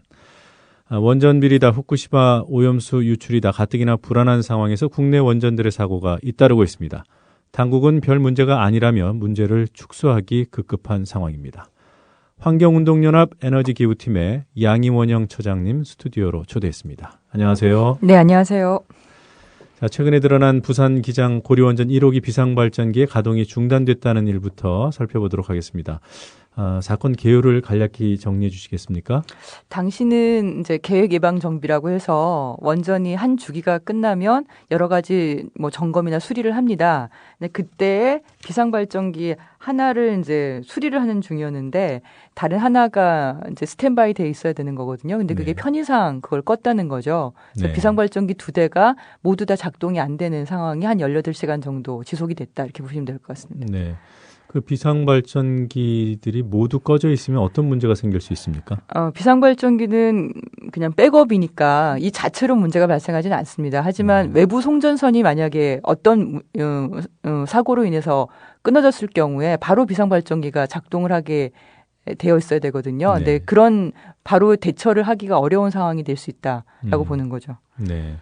그 고리 1호기 지난해 2월에 그런 그 정전이 되는 블랙아웃이 되는 사고가 있지 않았습니까? 예. 그 지난해 사고와 이번 사고 좀 비교를 해보셨으면 좋겠어요. 지난해하고 이번이 거의 비슷하다고 보시면 될 것 같은데요. 하지만 지난해는 완전히 정전이 된 거였고요. 이번은 정전된 건 아닙니다. 정전된 건 아니지만 그럴 수 있는 이제 소지가 분명히 있는 거죠. 근데 안전불감증 차원에서는 작년과 지금이 똑같습니다. 왜냐하면 그때는 외부 송전선 2개가 문제가 생겼는데 송전선 하나를 원래 3개가 들어오거든요. 그럼 그 송전선 2개가 문제가 생겼을 때 하나를 점검하면 안 됩니다. 근데 그걸 점검을 하다가 잘못하다가 그것도 끊겨버린 거예요. 그래서 외부 송전선이 완전히 중단돼 버린 거고. 근데 비상발전기가 그중에 하나가 고장나 있었고 그럼 하나가 작동이 돼야 되는데 그것마저 작동이 안 돼 버린 거죠. 그러면서 그냥 그 정전 사태가 한 12분 정도 유지가 된 건데요. 그러니까 설마 이게 문제가 될까 싶어서 원래는 그렇게 하면 안 되는 건데 했던 거잖아요. 이번에도 마찬가지죠. 그러니까 하나가 고장 중이었으면은 원칙대로 하면 다른 하나는 끄면 안 되는 거죠. 근데 뭐 그냥 꺼버렸으니까. 그런 안전불감증 차원에서 이것만으로는 크게 문제가 되지 않지만 다른 사고랑 겹친다면 문제가 되는 거고 또 하나가 원자력 안전위원회에서 이제 해명을 하고 있는데요. 이건 굉장히 저는 원자력 안전위원회에서는 이런 해명을 하는 건 좀 안일하다고 생각을 해요. 예를 들면 뭐 계획 예방 정지 기간 중이었기 때문에 정지 상태였고 뭐 해결료는 저장소에 있으니까 괜찮고 이런 식으로 얘기를 하지 않습니까? 근데 그 얘기가 한국수력원자력 주식회사라는 사업자는 그런 변명을 할 수 있겠죠. 하지만 규제기관은 그렇게 하면 안 된다. 왜냐하면 우리가 후쿠시마 원전 사고를 보지 않았습니까? 거기에는 사용 해결료를 발전소에서 다 끄집어냈다 하더라도 저장소에 보관하는 그 자체도 전기가 필요합니다. 만약에 그 전기가 끊기면은 그 저장소가 폭발을 하게 되는 거죠. 후쿠시마 원전 사고기처럼. 네. 그 원자력안전위원회가 내놓은 해명을 제가 잠깐 한번 읽어볼게요. 그대로. 네. 당시 고리 1호기는 예방 정비 기간 중으로 정지 상태였으며 해결료는 모두 사용 후 핵연료 저장소에 저장 중이었다. 외부 전원이 공급되고 있어서 사용 후 핵연료 저장소의 냉각 기능이 정상적으로 유지됐고 대체 발전기도 즉시 가동될 수 있는 대기 상태에 있었다. 따라서 핵연료의 냉각에는 문제가 없는 것으로 확인했다. 자, 좀 이 부분이 너무 안일하다고 보시는 거죠? 네네, 그러니까요. 이 얘기는 이제 그러니까 사용자인, 그러니까 사업자죠. 사업자인 한국원자력 수력 원자력 주식회사에서 그런 얘기를 한다면은 그거는 뭐 그렇게 할 수 있다고 보는데 규제기관에서는 이렇게 하는 건 맞지 않죠. 규제기관은 사실은 최악의 상황을 항상 가정을 하면서 원칙대로 하지 않은 것에 대한 정확한 문제 제기를 해야만 다시 재발을 하지 않는 거죠. 이건 변명이고 해명인 거죠. 네. 예. 그 청취자들 이해를 돕기 위해서 다시 한번 강조를 하면은 비상발전기가 작동하지 않았던 그런 상황에서 만약에 정전이 됐으면 외부 전원이 작년처럼 안 들어왔으면 그 큰 사고가 있을 수 있었다. 이렇게 예, 거기서 됩니까? 이제 교류 발전기가 또 대체 발전기가 하나 더 있습니다. 네. 근데 만약에 그게 작동하라는 보장이 있느냐의 문제인 거죠. 작년 사고도 보면 어느 하나를 설마 하고 했는데 그게 안 됐고 송전선이 그 다음에 대기하고 있던 비상발전기도 안 됐던 거죠. 그러니까 연달아서 안 될 수 있는 가능성이 항상 있기 때문에 원칙대로 다른 것을 점검할 때는 그 다른 것을 끄거나 점검하면 안 되는 거죠. 네. 근데 지금 사업자는 그렇게 한 겁니다. 근데 거기에 대해서는 분명히 그거에 따른 뭐 처벌이라든지 제기가 있어야 된다고 생각합니다. 네. 이 사고가 일어나고 벌써 5주가 지났는데 그동안 원안위는 아무 조치도 안 취한 겁니까? 네, 이런 상태 원안위의 해명을 보면 별 문제 없다고 얘기를 한 거니까 조치를 네. 취하지 않은 거죠. 네. 예. 지난해 그 고리 1호기 사고 은폐했다. 그 당시에는 사안이 굉장히 위중한 것으로 보도도 되고 하지 않았습니까? 그래서 예. 뭐 재판이 해부되고 그랬는데 그분들이 다 무죄 선고를 받았죠? 다 무죄 선고는 아니고요. 네. 정확히 말씀드리면 한 5명 정도가 불구속 기소 처분을 받긴 했는데, 근데 그분들이 1심에선 근데 첫 번째는 이분들이 본사에게 보고를 했냐 안 했냐가 쟁점이었습니다. 네. 근데 검찰은 보고하지 않은 걸로 본다라고 우선 먼저 정해버렸어요. 네. 그러니까 본사는 사업자 담당자고 여기 고리 원전 1호기에 계신 분들은 직원이기 때문에 그 책임을 지지 않는다는 게 원자력 안전법에 의해서 되는 겁니다. 그래서 애초에 원래 원자력 안전법은 이걸 은폐했을 경우에 보고하지 않았을 경우에 1년 이하의 징역과 1천만 원 이하의 벌금이라고 되어 있는데 네.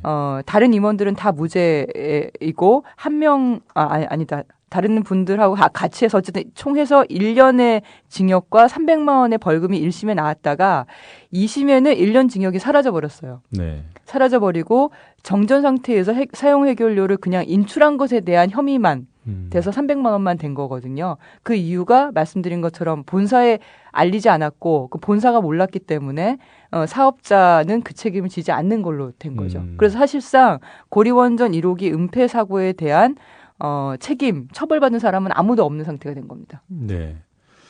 그러니까 뭐 사고가 나도 감추고 드러나도 처벌이 제대로 안 되는 상황. 뭐 그러니까 이제 사고는 또 계속 잇따르고 있고요. 한마디로 총체적이고 매우 심각해 보이는 상태 아니겠습니까? 고리 1호기에서 유독 이런 일들이 반복되고 있는데 계속 운영을 해야 되는 것인지요? 고리 1호기는 이미 설계 수명이 끝난 상태입니다. 네. 지금 비상디젤 발전기도 뭐 한 달에 한 번씩 점검한다고 하는데 하지만 문제가 생겼을 때 보면은 고장 나 있는 거거든요. 근데 비상디젤 발전기만 그러냐? 다른 기기들 거의 한 수백만 개의 다양하고 복잡한 기기들이 다 얽혀 있다고 보는데요. 그것이 30년이 지나서 수명이 다 끝난 상태인데 전체를 다 바꿀 수는 없거든요. 사람이 뭐 심장을 하나 바꿀 수는 있겠지만 네. 뭐 뼈나 혈관이나 전부 다 바꿀 수 없는 거 아닙니까? 지금 고리 1호기가 그런 상태에서 수명이 끝난 상태에서 좀 불안한 상태에서 가동이 계속되고 있으면서 이런 문제가 발생을 하고 있기 때문에 뭐 그 주변에 살고 있는 한 3,400만 명이 되는 그 부산, 울산 그 시민들은 굉장히 불안할 수밖에 없는 거죠. 네. 고리 1호기가 언제 가동을 시작했던 거죠? 그러니까 2007년이 마지막 30년이 되는 거거든요. 그러니까 1978년. 네, 70년대 후반에 네네. 시작을 했겠군요. 네. 네. 자, 이 고리 1호기 말고 전남 영광에 있는 한빈원전에서도 사고들이 잇따르고 있지 않습니까? 네. 그 어떤 사고들이었는지 좀 설명해 주시죠. 한빈원전 6호기는 1차 냉각제라고 하는 그 해결료 봉이 굉장히 뜨거운 상태이기 때문에 이걸 계속 식혀줘야 됩니다. 네, 식혀주려면은 냉각제 펌프가 가동이 돼서 그 냉각제가 계속 돌아야 되거든요. 근데 그 냉각제 펌프가 멈춘 거예요.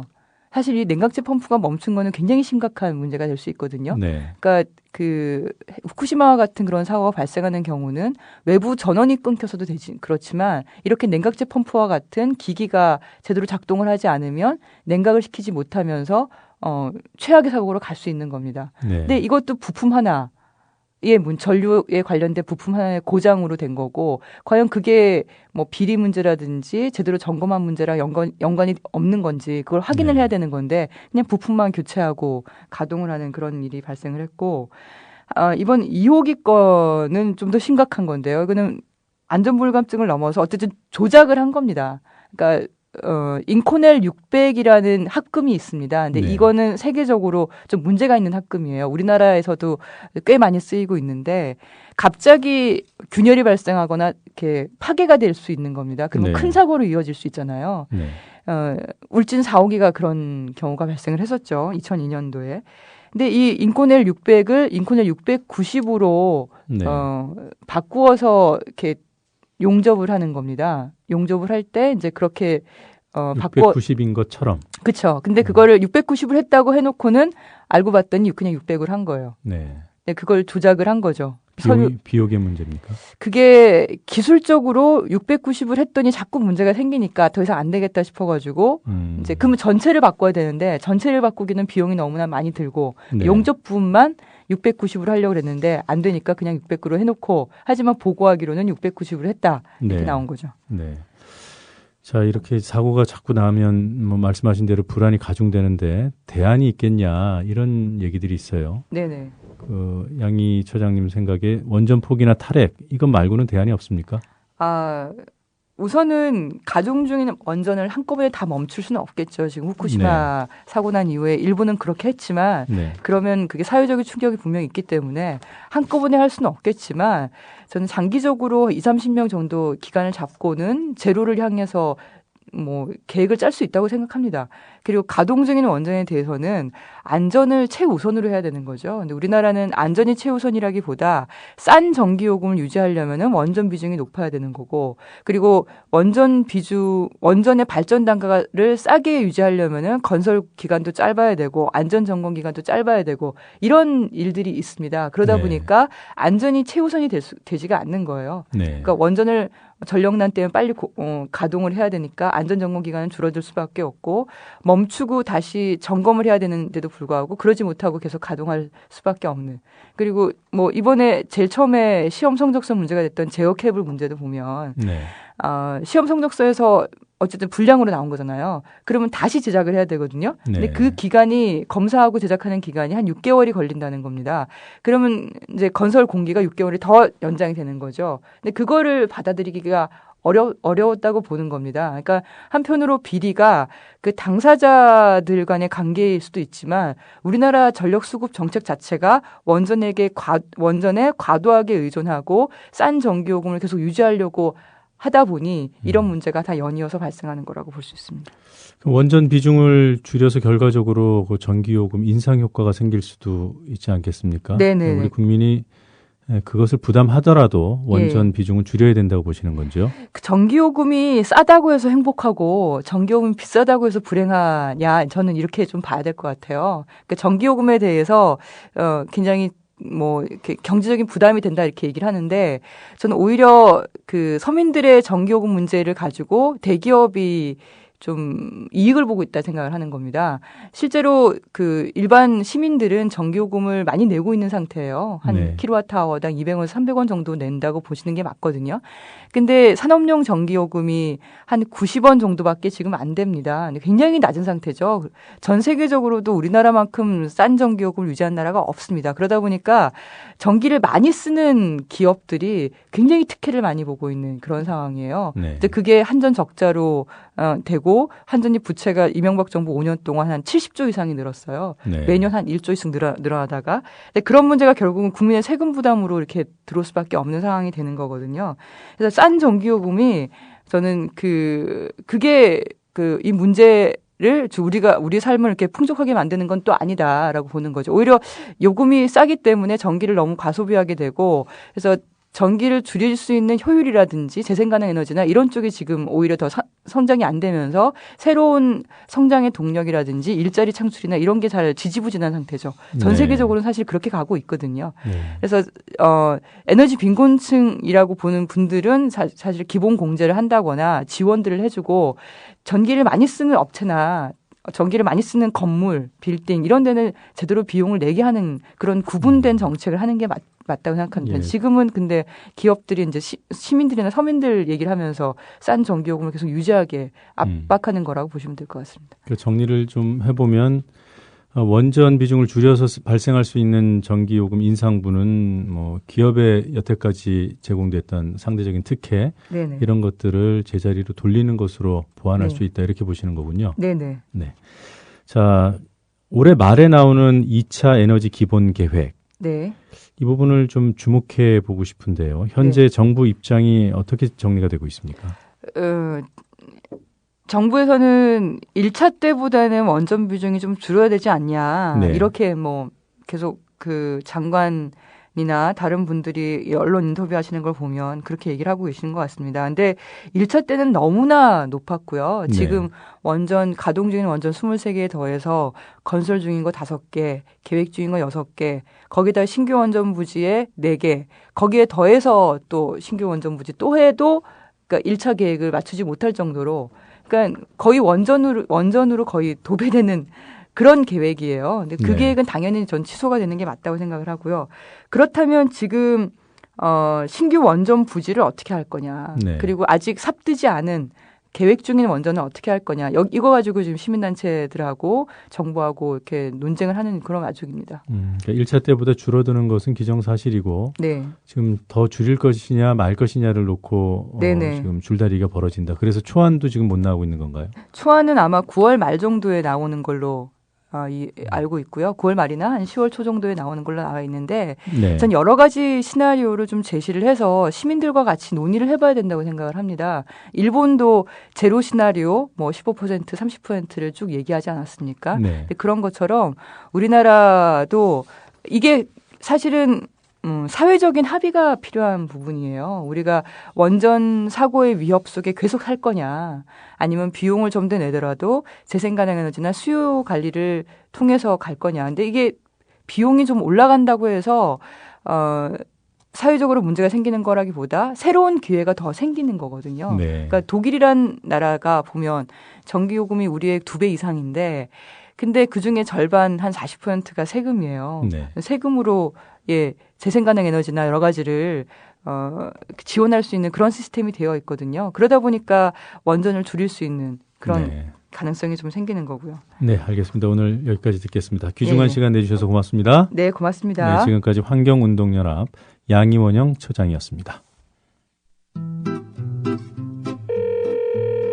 조합원님 안녕하십니까. 여기는 대한민국 공정언론 미디어협동조합 국민TV입니다. 홈페이지에 가입한 지 오래됐는데도 아직 예비 조합원이어서 많이 놀라셨죠?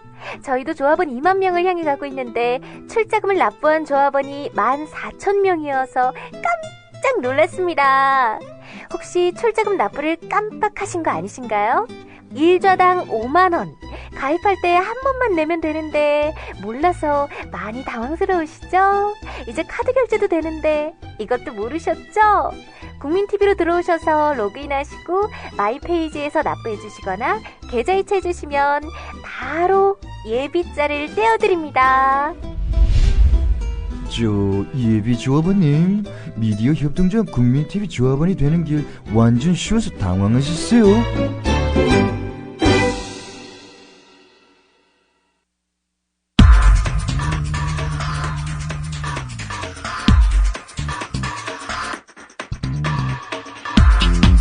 여러분을 에너그램과 정치 풍자의 세계로 모시는 시사 에너그램 공갈입니다. 에너그램은 문장을 구성하는 음절들을 재배열해서 전혀 다른 의미의 문장을 만들어내는 기법을 말합니다. 뉴스바는 정치인의 발언이나 그 발언을 보도한 기사 문장으로 세계 최초의 정치 풍자 에너그램을 시도합니다. 오늘은 이명박 전 대통령의 발언을 에너그램 상자에 집어넣어 보겠습니다. 이제야 비리와 사기로 점철된 그 실체가 조금씩 알려지고 있는 4대강 사업에 대해 임기 말까지 거짓말로 일관했던 이명박 전 대통령. 그가 아직 대통령이던 지난해 11월 10일 태국에 가서 했단 말입니다. 모두 31개의 음절로 구성된 문장 들어보시도록 하겠습니다. 이명박 대통령.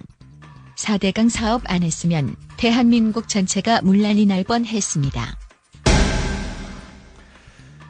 홍수는 보통 지류가 넘쳐서 발생하는데 본류 강바닥을 파냈으니 안심하라는 이 거짓말을 에너그램으로 확 바꿔보겠습니다. 31개 음절 그대로 살렸고 순서만 바꿨습니다. 어떤 문장으로 재탄생하는지 들어보시기 바랍니다. 대통령 한 명이 4대강 물난리 사업 안 했으면 국민 전체가 대박날 뻔했습니다. 네, 원문은 이명박 대통령 4대강 사업 안 했으면 대한민국 전체가 물난리 날 뻔했습니다. 그리고 바뀐 문장은 대통령 한 명이 4대강 물난리 사업 안 했으면 국민 전체가 대박 날 뻔했습니다. 이렇게 바뀌었습니다.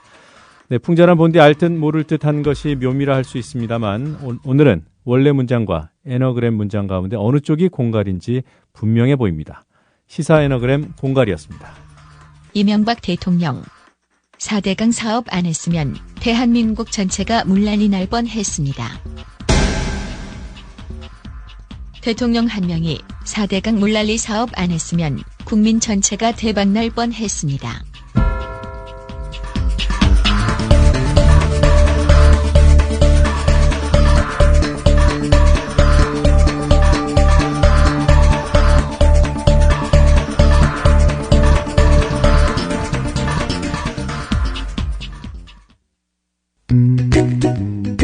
국민TV 라디오를 지지해주시는 방법. 팟빵 홈페이지에서 총 4가지를 클릭해주세요. 다운로드하기, 별점 주기, 구독하기, 댓글 달기. 기억하셨죠? 다운로드하기, 별점 주기, 구독하기, 댓글 달기. 더 좋은 방송을 위한 최고의 응원. 다운로드하기, 별점 주기, 구독하기, 댓글 달기.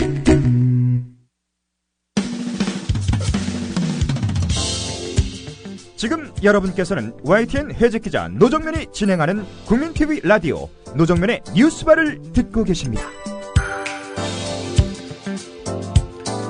기업의 돈벌이를 도와주는 홍보기사, 부질없는 대박의 희망을 부추기는 기사, 재테크란 이름으로 돈에 열광하게 하는 기사. 우리는 사람보다 돈이 우선인 경제기사의 홍수 속에서 살고 있습니다. 오늘부터 매주 금요일 여러분을 만나게 될 선대인의 대인경제는 사람의 입장에서 경제 정책과 현상을 바라봅니다. 선대인 경제연구소의 선대인 소장께서 이 시간 함께 해주십니다. 자, 선대인 소장을 전화로 연결해 보겠습니다. 선대인 소장님 안녕하십니까? 네, 안녕하세요. 네. 반갑습니다. 네, 반갑습니다. 예. 자, 8.28 대책에 대해서 오늘 얘기를 좀 나눠보죠. 예. 대책 나온 지 한 일주일 정도 지났습니다만. 네.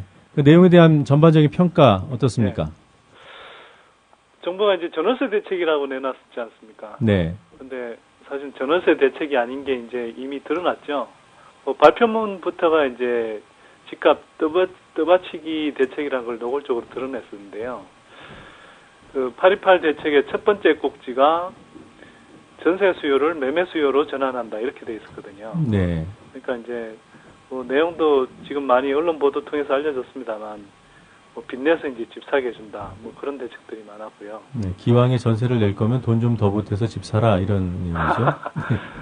집값이 올라서 서러운데 전세가까지 이렇게 또 올랐고 그래서 아무래도 사람들 삶이 팍팍한데 네. 또 빚내서 집 사라고 그러니 참 이걸 정부가 내놓을 수 있는 대책인지 처음부터 의심스러웠습니다, 되게.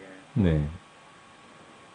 자, 그 내용 중에 보면은 그 1%대 저리로 네. 대출을 해주는 대신에 수익은 공유하도록 한다. 네. 그러니까 돈을 빌려주는 쪽과 돈을 빌리는 시민이 그 집값이 오르면 그 수익을 나눠 갖는 예, 예. 이런 이른바 그 공유형 모기지 여기에 예. 대한 관심이 좀 높지 않았습니까? 그렇죠. 이제 정부가 내놓은 게 지금 설명하셨듯이 이제 그 수익 공유형 모기지가 네. 있었고요. 또 하나는 손익 공유형 모기지라고 그래서 네. 이거는 수익뿐만 아니라 손해가 날 때 손익까지도 이제 같이 공유하는 그런 식으로 이제 된 모기지 상품도 같이 상품이죠, 사실상. 네. 그래서 그걸 같이 이제 발표를 했거든요. 그래서 그게 1%대 저금리이기 때문에 많은 분들이 이제 관심을 가지는 것 같아요. 또 어찌 보면 굉장히 기상천외한 대책까지 내놓은 셈인데 그러다 보니 이제 전세 사시던 분이 이거 이 정도 금리면 부담 없지 않나. 네. 이걸로 진짜 대출받아 집 살까. 이런 생각들을 좀 많이 하는 것 같아요. 네. 근데 기본적으로는 저는 이렇게 생각합니다. 기본적으로는 원래 집을 사시려던 분이라면 워낙 저금리니까 상대적으로 은행이 이제 다른 4% 가까운 그런 이렇게 주택 대출 금리를 대출 상품을 이용하는 것보다는 이 모기지 금리를 이렇게 이용해서 이렇게 뭐 사는 게 좋을 텐데요. 그 집을 살 계획이 없었던 분이 네. 예, 이거 무리하게 빚내서 집 살 생각은 저는 안 하시면 좋겠다. 아무리 네. 저금리라도 빚은 빚이다. 이런 생각을 좀 하시면 좋겠습니다. 예, 특히 이 손익 공유형 같은 경우에는 손해 보았을 경우에도 손해를 빌려주는 쪽도 같이 부담을 한다는 네. 조건으로 뭐 네. 70%까지 빌려주겠다 그러더군요. 예, 그건요. 저 수익 공유형은 70%까지고요. 네. 손익 공유형은 40%까지 이제 지금은 뭐 주택 주택 갑자기 생각이 안 나네요. 그러니까 국민주택기금에서 네. 이 돈을 빌려주게 돼 있는데요. 네. 국민주택기금이 40%까지 이제 손실 또는 이익을 이제 공유하는 걸로 그렇게 돼 있습니다. 그러니까 손실이 날 경우는 그러니까 수익 공유형에 비해서 네. 손익을 같이 이제 공유하는 경우는 국민주택기금에서 이제 공유하는 비중이 좀 낮아지는데요. 사실 그만큼 손실이 날 가능성에 대해서 정부 스스로도 좀 이렇게 리스크가 있다 이렇게 판단하는 모양인 것 같습니다. 네. 자, 이 모기지 제도 뭐 어찌 됐든 간에 평가가 네. 어찌 됐든 간에 그 시민들 관심이 모아지는 것은 사실인 것 같고요. 네. 그 부동산 시장에 미치는 효과가 있겠는지요? 이렇게 생각합니다. 뭐 언론에서 이것 때문에 시장의 뭐 기대 심리가 많이 좋아졌다. 뭐 이렇게 이제 보도를 하고 있는데요. 네. 물론 뭐 그럴 수 있습니다. 언론에서 뭐 그렇게 부추기고 또 그렇게 보도를 하니 일반인들은 대단한 효과가 있는 것 같다라는 뭐 착각을 좀 할 수 있고요. 네. 또 워낙 이제 1%대 금리라는 것이 뭐 굉장히 쇼킹한 금리 아니겠습니까? 네. 그러다 보니까 사람들이 이제 저 정도 금리면은 뭐 시장이 반응하지 않을까 이렇게 생각하는데요. 지금 몰기지 대출의 그 규모를 좀 생각해 봐야 됩니다. 국민주택기금을 활용해서 3천억 원을 이제 풀겠다는 거거든요. 네. 근데 3천억이란 돈이 생각해 보시면 주택 거래할 때 평균 1억씩 빌린다고 치면 겨우 3천억 정도 거래되는 양이거든요. 네. 근데 지금 뭐 수도권 같은 경우에 지금 1년 거래량이 한 6만 호, 7만 호 이 정도 되거든요. 거래량이 굉장히 이축됐는데도 그 정도 됩니다. 그러니까 그 정도의 한 5% 정도 거래되는 수준이거든요. 네. 또 한편으로는 4.1 부동산 대책이 나오고 나서 이제 뭐 부동산 시장 들썩인다 그러면서 이렇게 그랬는데 2개월 천하에 그치지 않았습니까, 사실. 네. 근데 그때 잠깐 들썩인다라고 할 때도 결국은 주택담보대출이 한 6조 원 가까이 늘었고 가계부채 전체로는 한 17조 원 정도 늘어서 겨우 그 정도 들썩이라도 했던 거거든요. 네. 근데 이 대출 상품 이게 겨우 3천억 시장에 풀려서 얼마나 부동산 시장을 움직일 수 있을까? 네. 저는 굉장히 회의적이고요. 네. 다만 이제 그 몰기지 상품을 이용해서 집을 주로 살 사람들이 제가 볼 때는 한 2억 원, 3억 원대 네. 아주 이제 소형 위주의 그런 주택이 될 텐데요. 그 시장에는 일정하게 조금의 영향을 미칠 수 있다. 근데 그것도 굉장히 제한적일 거라고 생각되고요. 전반적으로 부동산 시장에 미치는 힘이 크지 않을 거다 이렇게 봅니다. 네. 그 취득세 부분은 어떻습니까? 취득세는 뭐 잘 아시다시피 이제 이번에 한 대략 구간별로 조금 다릅니다만 대략 1%씩 인하했지 않습니까? 네. 그런데 그 취득세는 사실은 인하해봐야 효과가 저는 뭐 전혀 없을 거로 보고요. 왜냐하면 취득세를 감면하기 전에, 그러니까 영구 인하하기 전에 우리가 이제 그 간간히 감면 제도를 실시를 했었는데요. 그때도 거래가 느는 효과가 전혀 없었거든요. 네. 그러니까 저희가 이제 분석을 해보니까 취득세 인하를 이제 감면이 될 때 뭐 이 거래가 쏠리는 현상, 그 다음에 그게 끝나고 나면 거래 절벽이 이제 시작되는 현상, 이런 것들을 평균 내보니까 실제로 평소에 이렇게 그냥 거래가 일어나던 것하고 이제 거의 차이가 없었거든요. 네. 그 말은 취득세 감면에 따른 이제 이 거래 활성화 효과가 거의 없었다라는 것인데, 네. 그나마 이게 이제 그 감면 효과가 일시적으로 몰린 현상이라도 만들어냈던 것은 그 기간 안에 쉽게 말해서 박연세일 기간 안에 그래도 이제 사겠다 이왕 살 거면 뭐 네. 그런 심리로 해서 이렇게 조금 몰렸던 건데 영구 인하를 해버리면 어차피 다 인하돼 있는 것이니까 서둘러서 이제 집을 살 이유가 없는 거죠. 네. 그리고 우리가 뭐 상식적으로 생각해봐도요. 박연세일 할 때 뭐 30% 40% 이렇게 뭐 깎아준다 그러면 안 사던 물건이라도 사지만 취득세 1%를 깎아준다라는 것은 집값 플러스 이제 뭐 거래 비용 취득세를 포함한 각종 거래 비용을 다 합쳤을 때 전체 100이라고 하면 겨우 1%를 깎아주는 거거든요. 네. 그러니까 그 1% 깎아준다고 안 살 물건을 갑자기 살 사람들이 생겨나진 않죠. 네. 그래서 제가 볼 때는 거래 활성화 효과도 없으면서 지방 세수의 이제 그 가장 큰 축인 취득세를 이렇게 줄게 만들어서 지방 세수만 축나게 한다. 그리고 지금 뭐 무상보육도 사실 관련돼서 이야기가 나오고 있지 않습니까? 네. 무상보육 재원이 이렇게 부족해지니까 중앙정부가 더 도와줘야 된다 그러는데 중앙정부는 예산이 없다 이렇게 이야기를 하고 있는데 실제로는 그 보육 예산 사실 취득세 안 깎으면 다 할 수 있는 거거든요. 아, 그 정도나 지방세수에 영향을 줍니까? 그렇죠. 취득세가 지금 그 전체 지방세수의 한 27% 정도를 차지하는데요. 네. 여기서 부동산과 관련된 취득세만 해도 한 13조 원 정도 거칩니다. 매년. 네. 그러니까 이게 1%를 깎아줬을 때 제가 볼 때 최소 한 2조 3조 원 정도는 덜 거치게 되거든요. 네. 그 정도면 사실 우리 지자체에서 무상보육 충분히 할 수 있는 돈이거든요. 그러니까 부동산 거래 활성화 효과도 사실 전혀 없는데 그거 부동산 업자들한테 이제 선심 쓴다고 세금을 1%씩 깎아주고 그것 때문에 세수가 모자라니까 또 무상보육 못하겠다 이렇게 나오는 거죠. 네. 이게 얼마나 어처구니 없는 짓입니까 이게. 그 전세가 상승세는 좀 잡힌 거예요?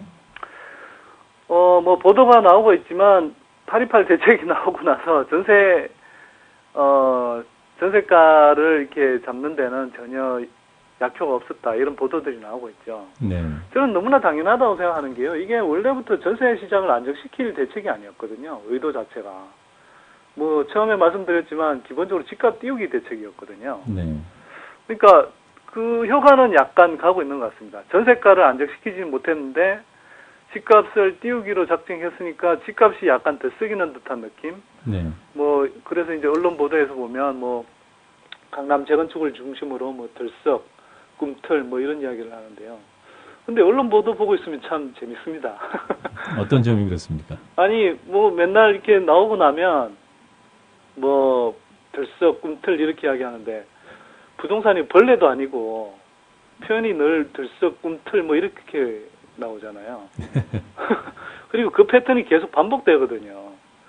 뭐 지금 오늘 이 방송 들으신 청취자분들께서도 한번 검색해 보시면 좋을 텐데 맨날 정부 대책이 나오고 나면 표현이 늘 똑같습니다. 조금 지난 다음에 들썩, 훈기, 훈풍 뭐 이런 식으로 표현이 되다가 좀 지나면 뭐 갑자기 정부가 대책을 덜 내놨다. 네. 그래서 정부를 또 덜 볶습니다. 네.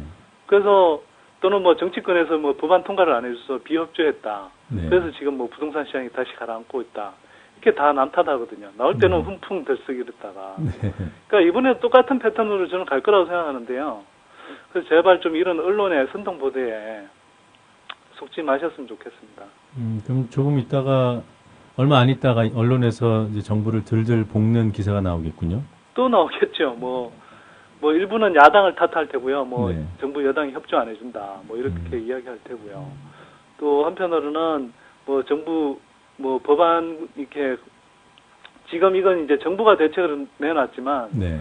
최종적으로는 어쨌거나 뭐 각 이제 국회에서 여러 가지 이제 관련 법안들을 사실은 이렇게 개정을 해야 되거든요. 네. 그러니까 그 개정이 이제 제때 안 이루어진다. 그리고 뭐 그걸 핑계로 해서 이제 부동산 가격이 부동산 시장이 가라앉으면 법안 통과를 안 시켜줘서 그렇다. 또 정치권이 뭐 할 일을 안 해서 그렇다. 이런 식으로 이제 또 들들 뭐 볶겠죠. 네. 그러니까 지금 828 대책 아직 법 제안은 안 된 거죠? 예, 일단 정부 차원에서 나온 거고요. 물론 뭐 시행령 차원에서 할 수 있는 것들은 하겠지만 네. 이번에 나온 것들은 대부분 뭐 이 법령을 법안을 이렇게 통과시켜야 되는 것이거든요. 네, 알겠습니다. 그래서 예, 정기국회에서 일단 뭐 확정은 아직 안 된 상태죠, 많은 부분이. 네. 그나저나 지금 이른바 시민들에게 집을 사도록 유혹하는 요인 중 네. 하나가 네. 집값이 이제 바닥이다 이런 얘기 아니겠습니까? 네. 어떻게 보십니까? 신체에 비유하자면요. 지금 머리 꼭대기에서 어깨 정도까지 내려온 상황. 근데 제가 말씀드린 건 어깨에서 다시 도로 뭐 바닥을 찍고 올라가진 않고요. 여기서 제가 볼 때 뭐 발바닥까지 아직 내려갈 일이 남아있다라고 저는 보는 사람인데. 네. 꼭 그렇게는 뭐 저처럼은 보지 않더라도 지금이 바닥이다. 그건 제가 볼 때 말이 안 되는 게 일단 2000년대의 부동산 거품은 사실은 그 막대한 가계부채를 그 기반으로 한 부동산 거품이거든요. 네. 뭐 얼마 전에 발표됐습니다만 지금 가계부채가 980조 원까지 찍지 않았습니까? 네. 그리고 실제로 이제 뭐 이 실제로 가계부채라고 해서 자영업자 부채 이런 것까지 합치면 뭐 거의 1100조 원을 넘어갈 텐데요. 네. 이런 빚이 잔뜩 있고 주택담보대출만 해도 400조 원이 넘는 상태에서 이게 전혀 해소가 되지 않았는데 이게 갑자기 부동산 시장이 바닥을 찍고 오른다? 뭐 제가 보기엔 상상하기 좀 힘듭니다. 예, 알겠습니다. 오늘은 여기까지 듣도록 하겠습니다. 지금까지 선대인의 대인경제였습니다. 선대인 소장님, 네. 다음 주 금요일에 또 뵙겠습니다. 네네, 고맙습니다. 고맙습니다.